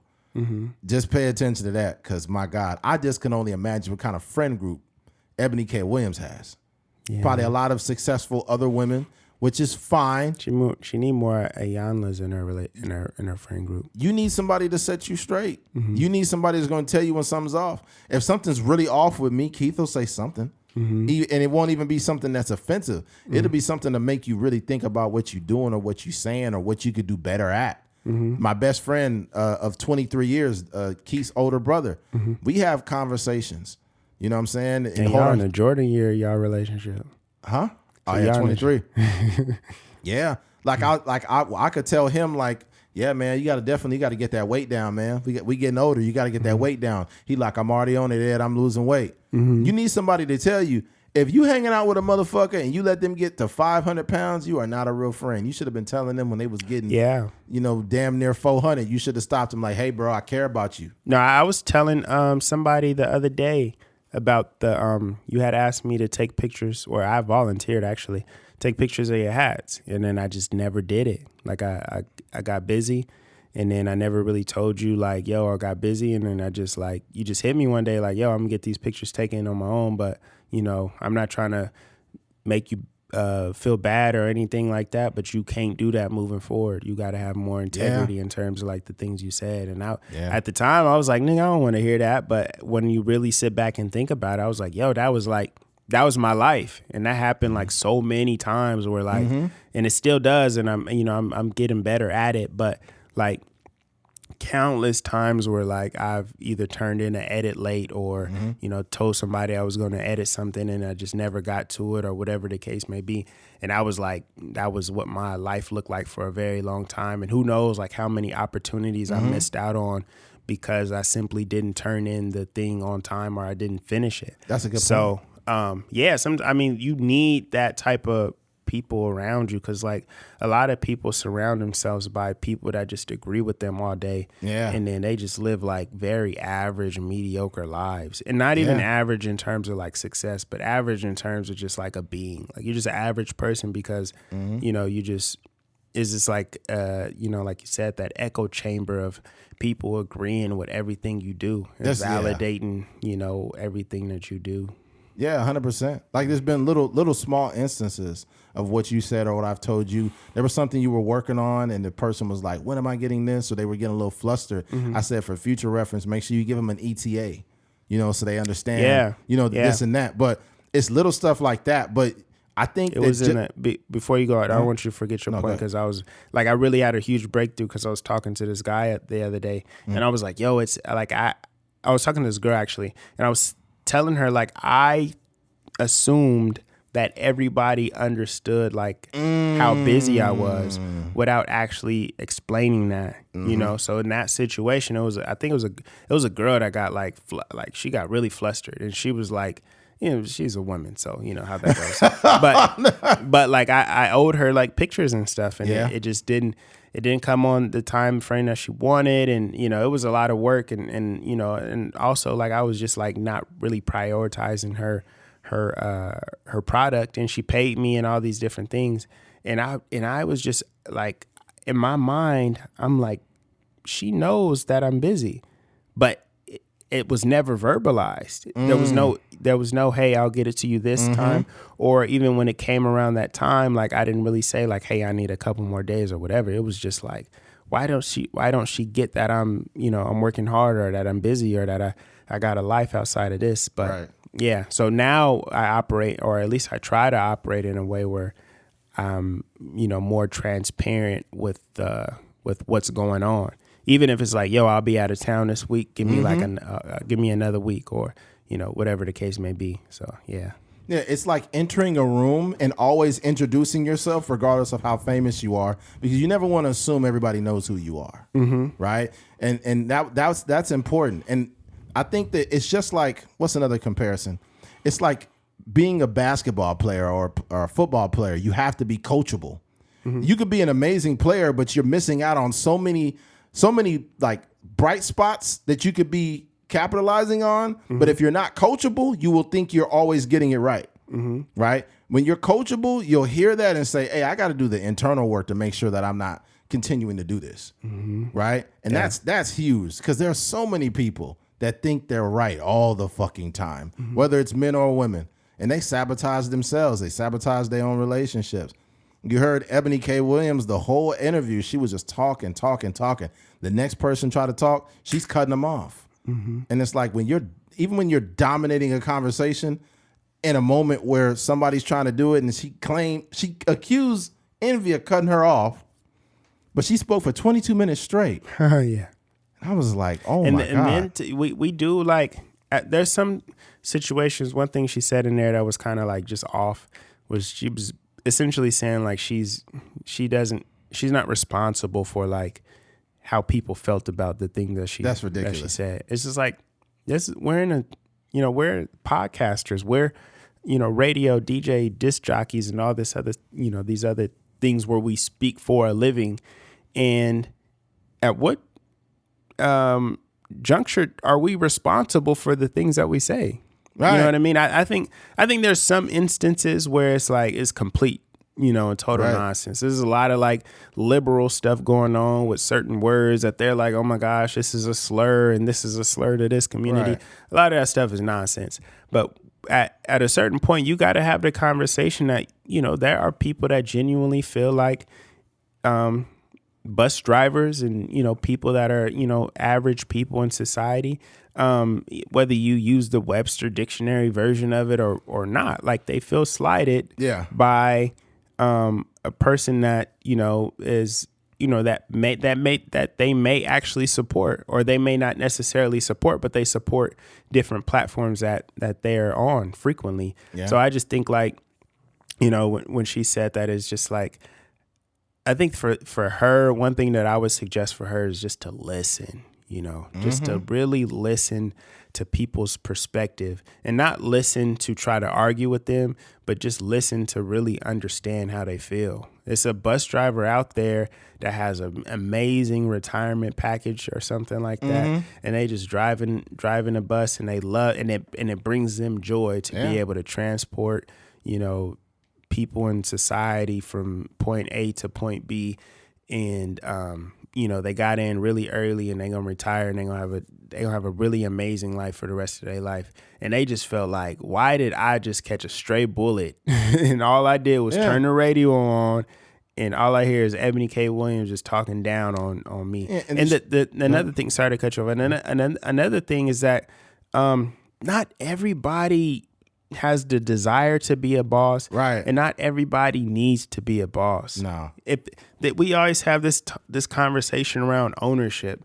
Nigga, it's somebody that work at Google that don't own anything outside of a few shares, and they probably make $1 million a year on a salary just from being an executive or something like that. And he don't own nothing, and ain't nobody talking down on him like he needs to be owning, or he just a worker bee or whatever. It's like, dog, he making way more money than most of y'all, and he don't own the thing. So it's a conversation around ownership it's cool for like the people trying to make it. But if I'm a person that worked at iHeart, or if I worked at Amazon or Apple or whatever, and I had a crazy salary, I don't have to own everything. No, yeah, I hear you. I think in regards to Eboni K. Williams, she's so smart that she was able to move the goalpost multiple times instead of directly addressing what she said. Yeah. And I think we need to start saying what we mean.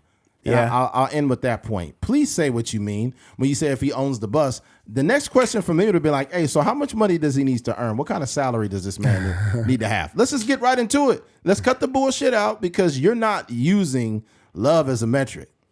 You basically said if he owns the bus. So that's giving me an idea. You basically subliminally are saying, I want a man with some money. And if you want a man with money and that's what you want, then I can't get mad at you or talk down on you for that. I don't want you to change your standards. However, it is fucked up because it's a bunch of regular men getting shit on.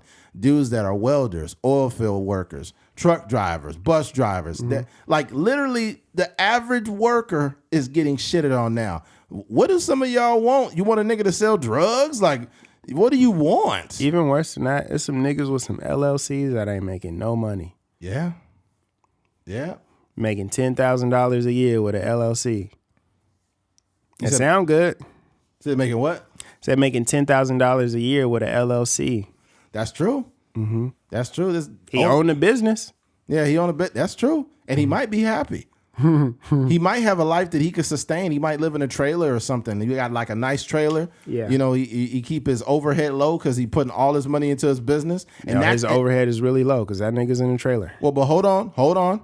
In all due respect, the very beginning of Jeff Bezos at Amazon was not sexy at all. He's in that garage. Huh? He was not very. It was with a spray can sign. It looked the sign looked fucked up. It just wasn't great, man. It didn't look good when he first started.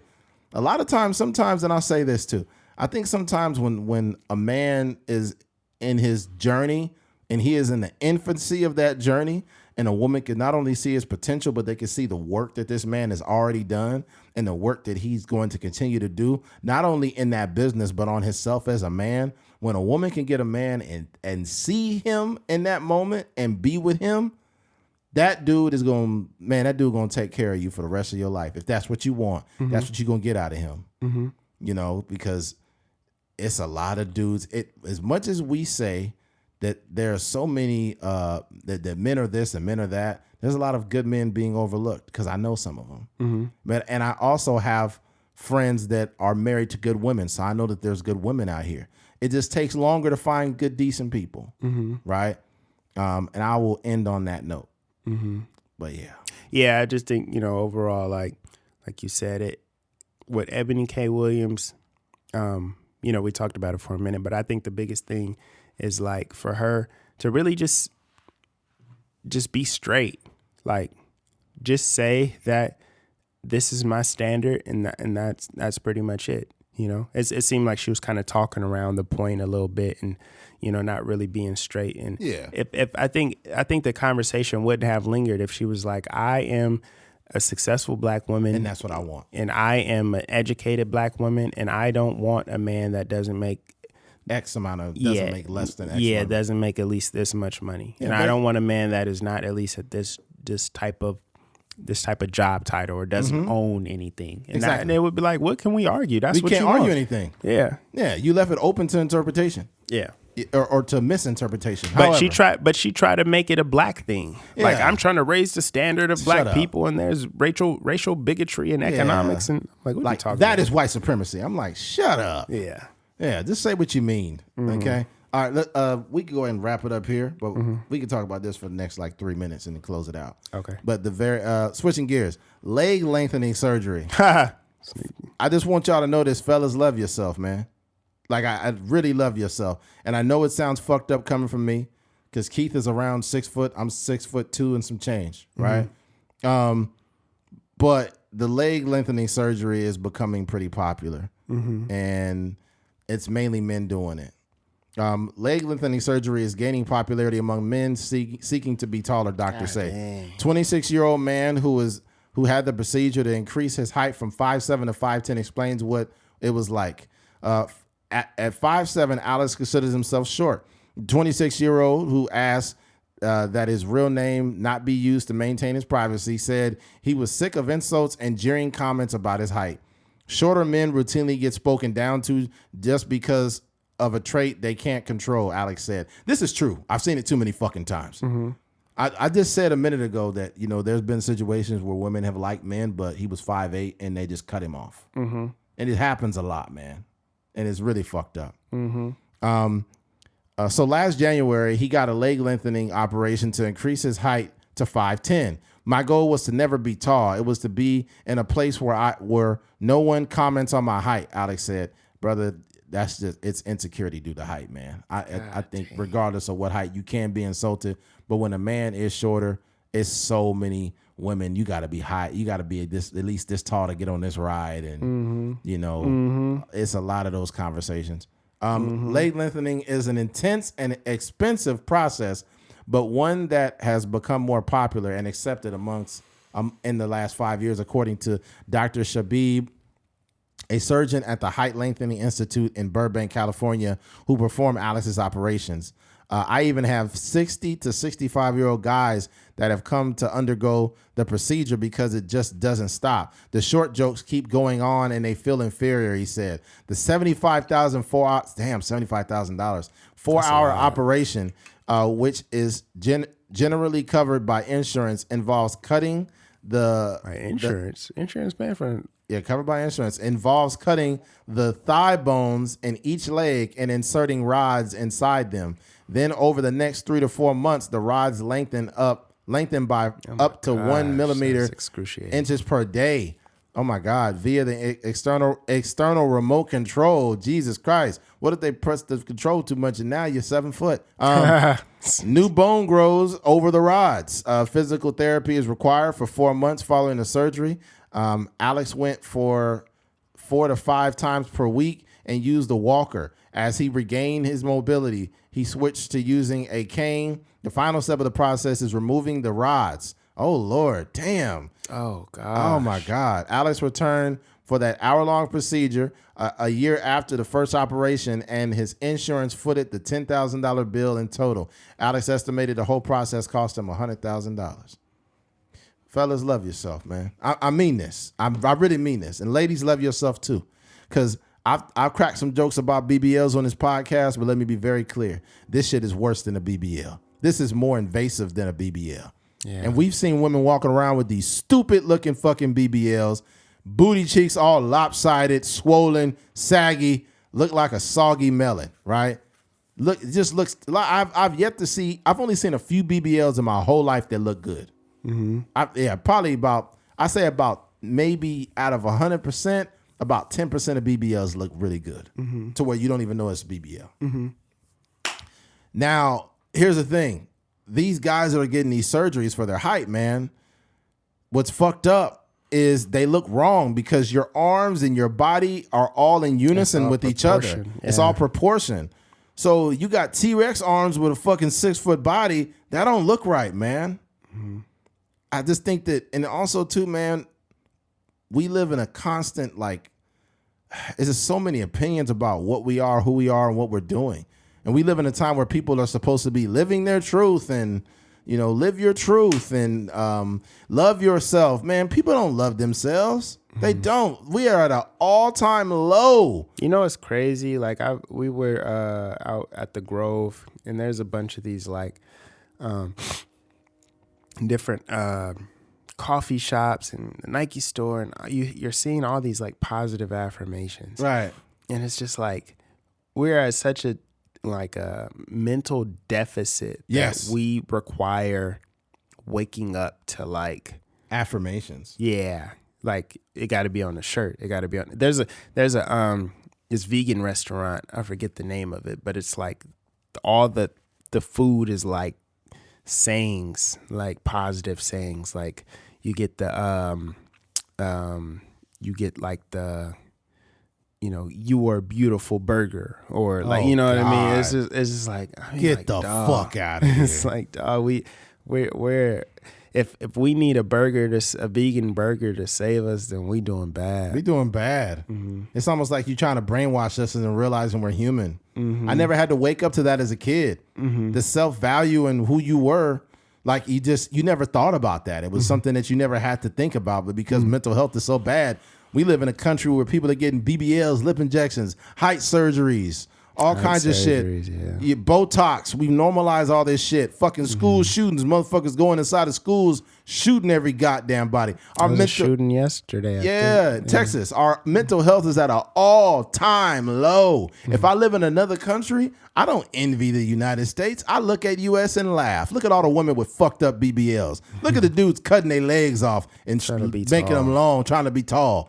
Look at these girls with these stupid-looking lips walking around, lips all fucked up from lip injections. Looking like ducks out here. Yeah, I don't envy the U.S. I laugh at them. They can't even keep themselves safe from shooting each other. Mm-hmm.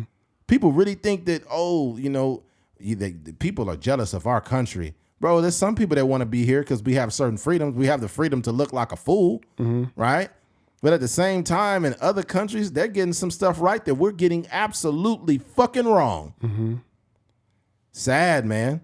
We don't even know what gender is anymore. The fuck is going on out here? My goodness, folks. But I don't got much else on this. And it's gotten late. Me and Keith about to roll.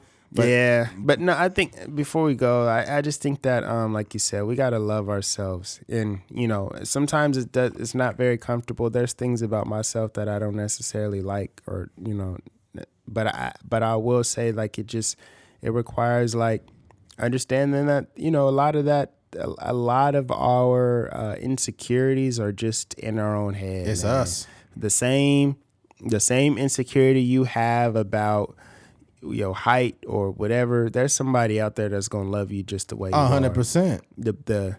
You might, if you short, it's just, that's kind of how the cookie crumbles. You might not get no model. You ain't gonna get like the baddest of the baddest. You get the right woman for you though. Yeah, it's gonna be some girl that just loves you.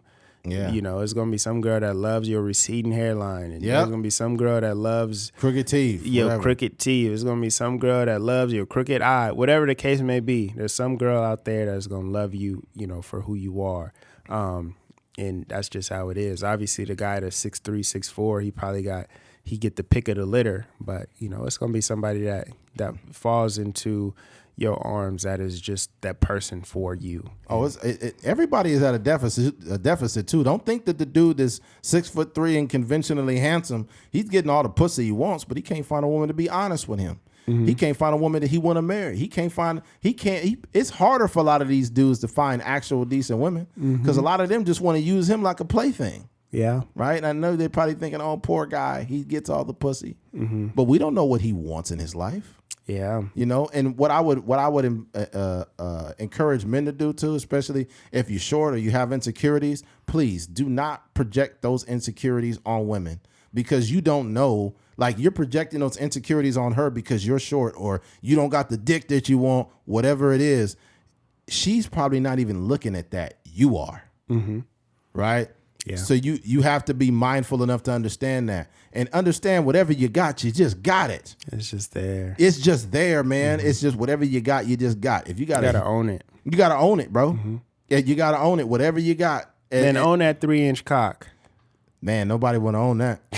No, I'm fucking around. That's not funny. That's counterintuitive. Yeah. Yeah, but no, man, whatever you got. If you got a huge dick, that's yours. If you got a small one, that's yours. And also that's subjective because you could be above average and a girl's like, oh my God, it's the biggest one I've ever seen. That happens a lot too. Like, I think we talked about it on another podcast. You be watching so much porn, you be like, dang, throw your perception that nigga off. is packing. And then you smash, you finally have sex a couple times and a girl compliments you. Like, you really doing something down there. And you like, nah, I ain't no porn star, but a lot of that, like you said, just it's insecurities. Like comparison and stuff. Right. Comparison is a thief of joy. 100%. Not to mention, if you a person that think that your genitals are small, you know how women are just like us in a different way. There are women that have really small vaginas. They can't take one that's average or above.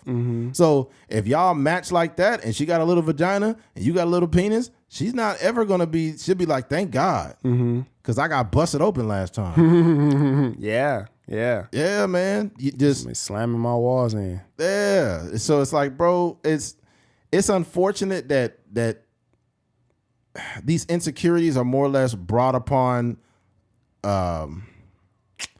They're brought upon by not just social media, but us just paying attention to everybody else, man. What we have to realize is we all are going to fucking die. We're all going to die. That is a fact. We are headed to a certain death. You have to find out how to take advantage of as much as you can involving your natural self, not the self that you put a BBL on, not the self that you put breast implants on, not the self that you put them fake lips on, right? Because at the end of the day, the sad part about it is if somebody met you and they liked you for the BBL or the height or the lips and y'all have a kid and now the kid is 2'7", right? It was disingenuous. Yeah. Had you really presented your natural self, you would have attracted the person that was meant to be with you by God, but that didn't happen. You know what I hope? I hope all the plastic surgery people end up together.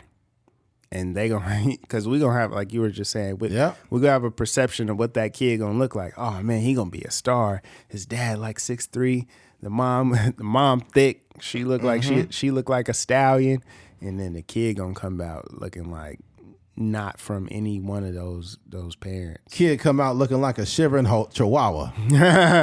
Kid just shaking everywhere. Everywhere. Kid. And like you were saying, we don't know the ramifications of a lot of the stuff we do now to our bodies. We don't, and we won't know until like 50 years from now, 60 years from now, maybe 100 years from now. You know how many BBLs is gonna be in the graveyard? Like just like the whole body gonna decompose, and the BBL just gonna be sitting right there. Silicone just sitting there. 2 big old pieces of BBL. The cool part about it is like the thing too is like surgeries get better over time. Yes, right? A lot of the even like for example the hair transplants. The hair transplants are really good now. Yeah, like I think Trae Young did it to his head now. Yeah, I bet because now they're sucking they calling them grafts. They sucking the thing out of the back of your head and then they just putting them up here. But back in the day, they used to have like you would see like John Travolta and these all like even I don't know if Donald Trump did it, but they used to do plugs, yeah, and they look terrible. But now the technology is getting good. So I say that to say like some of y'all too early. Some of y'all jumped on the train a little bit too early, trying to fix X, Y, and Z. But you should have waited a little bit to make it look a little bit more. Fucking Tory Lanez got his. Yeah, it might be a BBL pill where you ain't had to have all the surgery. Ooh. You just getting cheeked up off the pills. But the thing about it too is science always evolves. Yeah, it always disproves itself and it always evolves. Like it'll be like you taking a BBL pill. It's gonna be a pill that women can take in the future where they get a natural fatter ass, and then in like 8 years later you'll be watching an infomercial. Did you take the BBL pill? You may be eligible for legal compensation. Call 1-800-555-785555. No, that's facts. There's gonna be all kind of women calling that hotline. Everybody gonna have mesothelioma in that mesothelioma. That's crazy. It's gonna be a Johnson & Johnson pill too. Yeah, they gonna have one of them for the vaccine. They're like, did you take the vaccine in 2020 to 2023? You may be eligible for legal compensation. Nah, yeah, my girl's mom still be having ailments. She think that's caused from that. Really? From the vaccine. How many did she take? I think she got both the one shot and then the booster. Oh, fuck. I don't know which one it was, but yeah. Yeah, they said I'm so grateful that I wasn't in a position where my job my job was on the line if I didn't take it, and they weren't trying to force me to do anything. Because there was so many situations. There was a coroner, I guess it was a coroner, and he did the body examinations after people passed, and he started to develop a pattern of people that had passed away, and he's seen these thick white proteins in their bodies. So once they did the autopsy, they found these they look like little tubes of thick white proteins that were in a person's body, and all the people had been vaccinated that he's seen it. The people that were non-vaccinated did not have it. That thick white protein, huh? Yeah, man. It was like these little not vessels, but like these stringy things within the body. But I seen a couple cases of it. I was going through TikTok, and I was like, "Holy shit, this is wild." That thick white protein, huh? Let's go ahead and close close the podcast out. Just getting I feel you. It's just Keith is getting delirious over I don't know if it's me and Eddie done been in a couple situations where we had to flash them some cards. Oh yeah, to make sure we got in situations. Yeah, allegedly the card may have been legal or not. I don't know. Nah, I for sure got in like 2 or 3 events with that with that illegal card. I ain't gonna front. Allegedly. Yeah, the allegedly. Oh did that. man. Oh, that's it's crazy. It's still Hollywood is real liberal, so they got I think now there's still situations where I've seen acting gigs, extra requiring jobs, the shot. Yeah, requiring the shot and the booster. And I'm like, dog, this is over. But you got to understand why though, Keith, because it's a business, and due to liability purposes, they do not want to be liable for you having COVID and dying from it. Right. So even though everybody's out, everybody's doing their thing, they just want to cover their bases so they don't lose in a lawsuit. That's all it is. They don't give a fuck about your health. They sound good when somebody dying from that freaking vaccine. Yeah, man. And you know what's crazy too? There was a comedian that had a joke about it. He said He said the way the government came up with the vaccine was like, oh, here it is. It's perfectly nice. It's perfectly legal. No, he said it's perfectly fine. We've done limited testing, but it's safe. Yeah. That's what they did. Yeah. And it's like I haven't taken that shit at all. And I'm not like proud of that I didn't, but like at the same time, it's like I'm kind of glad I didn't have to get it. Yeah, man. Thank God. Especially the way like it just seems so stupid now. Like when all the restrictions were lifted and stuff like that, and all them people that had to stress about getting the vaccine and not wanting to be around family that wasn't vaccinated, and the divide the strain that it put on relationships and all this other stuff, only to find out some months later that we didn't even have to take that much. I think the funniest thing that when I reflect back to when COVID first happened is like the shit people were doing. It was people wearing like Spider-Man mask and shit. Yeah. It was a motherfucker that had like a helmet. He had like his motorcycle helmet on in the store. Like that shit was wild. Yeah, people still Full be body. wearing masks and when they driving alone. Yeah, I'm like, what the fuck is wrong with you? You're protecting yourself from COVID. I'm gonna tell you what's gonna happen because there are a lot of people. There are a lot of people who don't. Not only do they not educate themselves, but they live in fear because they just have a fearful mindset. They don't take risk with anything. There's gonna be people in the next 20 years that still have masks. Yeah.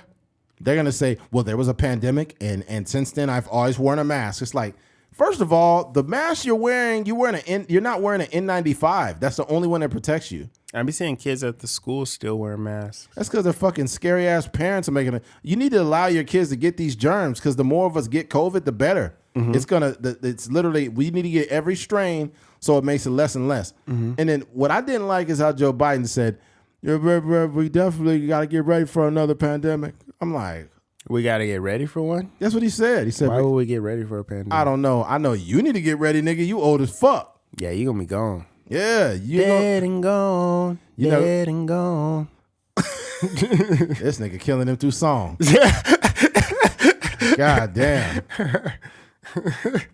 What's that weird statement Joe Biden made when he's talking about, I've been around the black community. I've been in the pool with black kids. They rub my leg hair and they rubbed it flat down, and then when my leg hairs were curly, Yeah. I'm like, this shit is wild. Remember when he was like sniffing that kid? Mm-hmm. He just like put his face and sniffed the kid. I'm like, oh my God. Old people just like, they just start doing weird stuff.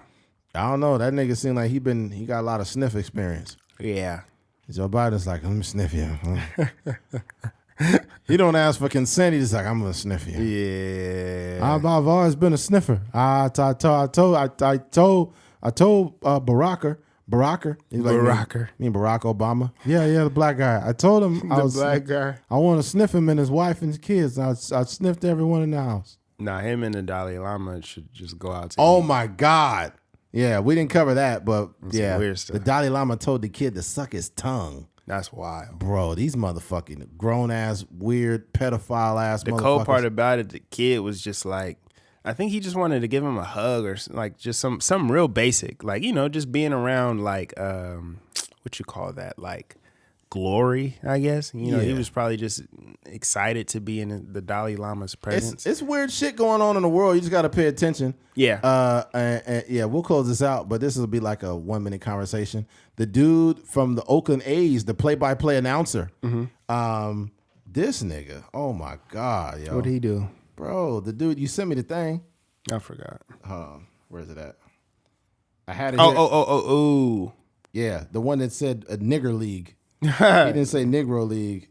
Yeah. Hold on. I actually have that on TikTok, which is. Oh, it's the audio of him saying it? Oh, yeah. That's good stuff. I got him on it. Here it is. This is sports announcer. Hold on. This long. And I have. Where's the one? You sent me it, actually. Here it is. Come on. Wi-Fi, do your thing. We had a phenomenal day today. Nigger League Museum and Arthur Bryant's Barbecue. We had a He didn't even catch it. Nah, the dude that was next to him just was like nonchalant. He said, we had a phenomenal day today. Nigger League Museum. And then somebody said like, and the people was absolving him of saying that. Like it's the Negro League. Not nigger and Negro is two different words. and that's not the first time he said that. Yeah. They literally got him in 2020 saying during the pandemic they had cutouts of people in the stands, and it was during the Negro League. They basically they pay homage to the Negro League every year.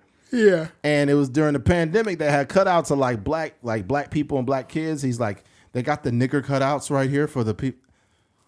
That's crazy. He said it in 2020. Yeah. My thing is, I don't give a fuck personally based on the fact that this guy's an idiot, but you do got to fire this motherfucker. He said nigger two times live. Yeah. Live. Get rid of that motherfucker, man. And somebody said, it's just words, bro. I said, it's just words. Go ahead and call me it in the comments then.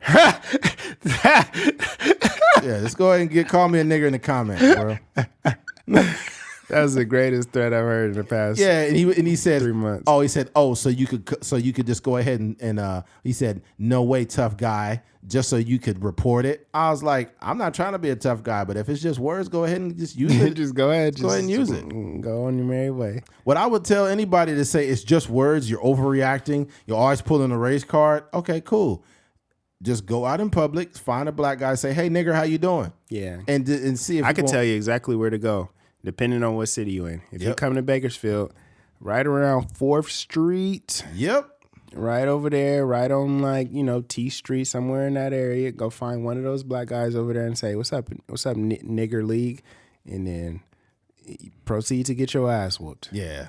Yeah, you might get pulled out the car. Yeah, just go to any east side of any town in Bakersfield or any town in the United States. Martin Luther King Park, somewhere over there. Martin Luther King Park is probably where a lot of the blacks hang out. Just go over there and tell any one of them. Go to any Martin Luther King Boulevard in the United States. Yeah, for sure. For some reason, they tend to be in not the best areas. Yeah. So go there and then call somebody that. That's all I'm saying. Like, look here. If we live in that progressive, if it's just words. If it's just words, and we live in that much of a progressive society, just go and go over with your black American friends and say, hey, how you doing, nigger? And then see how that pans out. Yeah.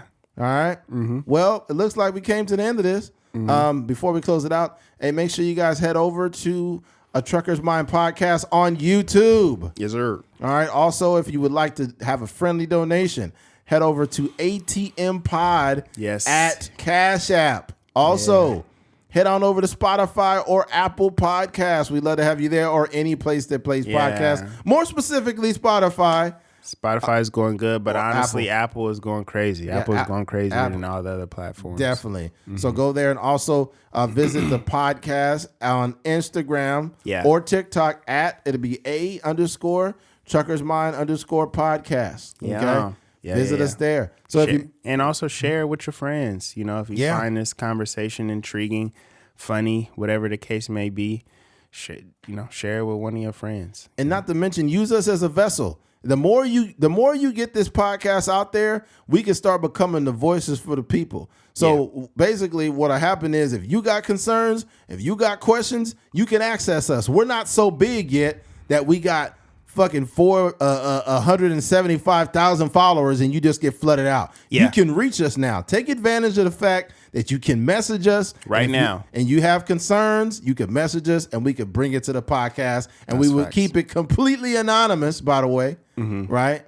And there'd be some wild people when we be knowing their relationship statuses and knowing that they got families and and kids and stuff like that, and they be asking some wild questions. Yeah. So what do you think about these new BBLs? And you think that the new BBLs is better than the old BBLs? You like, dog, you in a whole marriage. Yeah. What are you talking about? Yeah, you got to sit this one out. It's some shit we just not gonna bring to the podcast. Some people saying some wild shit. I think I might just respond like, you ever thought about marriage counseling? Nigga, you need to get out of here. You got you asking the wrong question. A prenup? Because nigga, you about to be divorced here soon. Yeah, you about to be divorced here. You gonna lose all those ass. You ask about ass, you about to lose all your assets. Yeah. All right. Well, if you made it to the end of this podcast, we appreciate you. Thank you for listening to A Trucker's Mind podcast. I'm Eddie McGee. It's your boy K Things. Right here. Peace.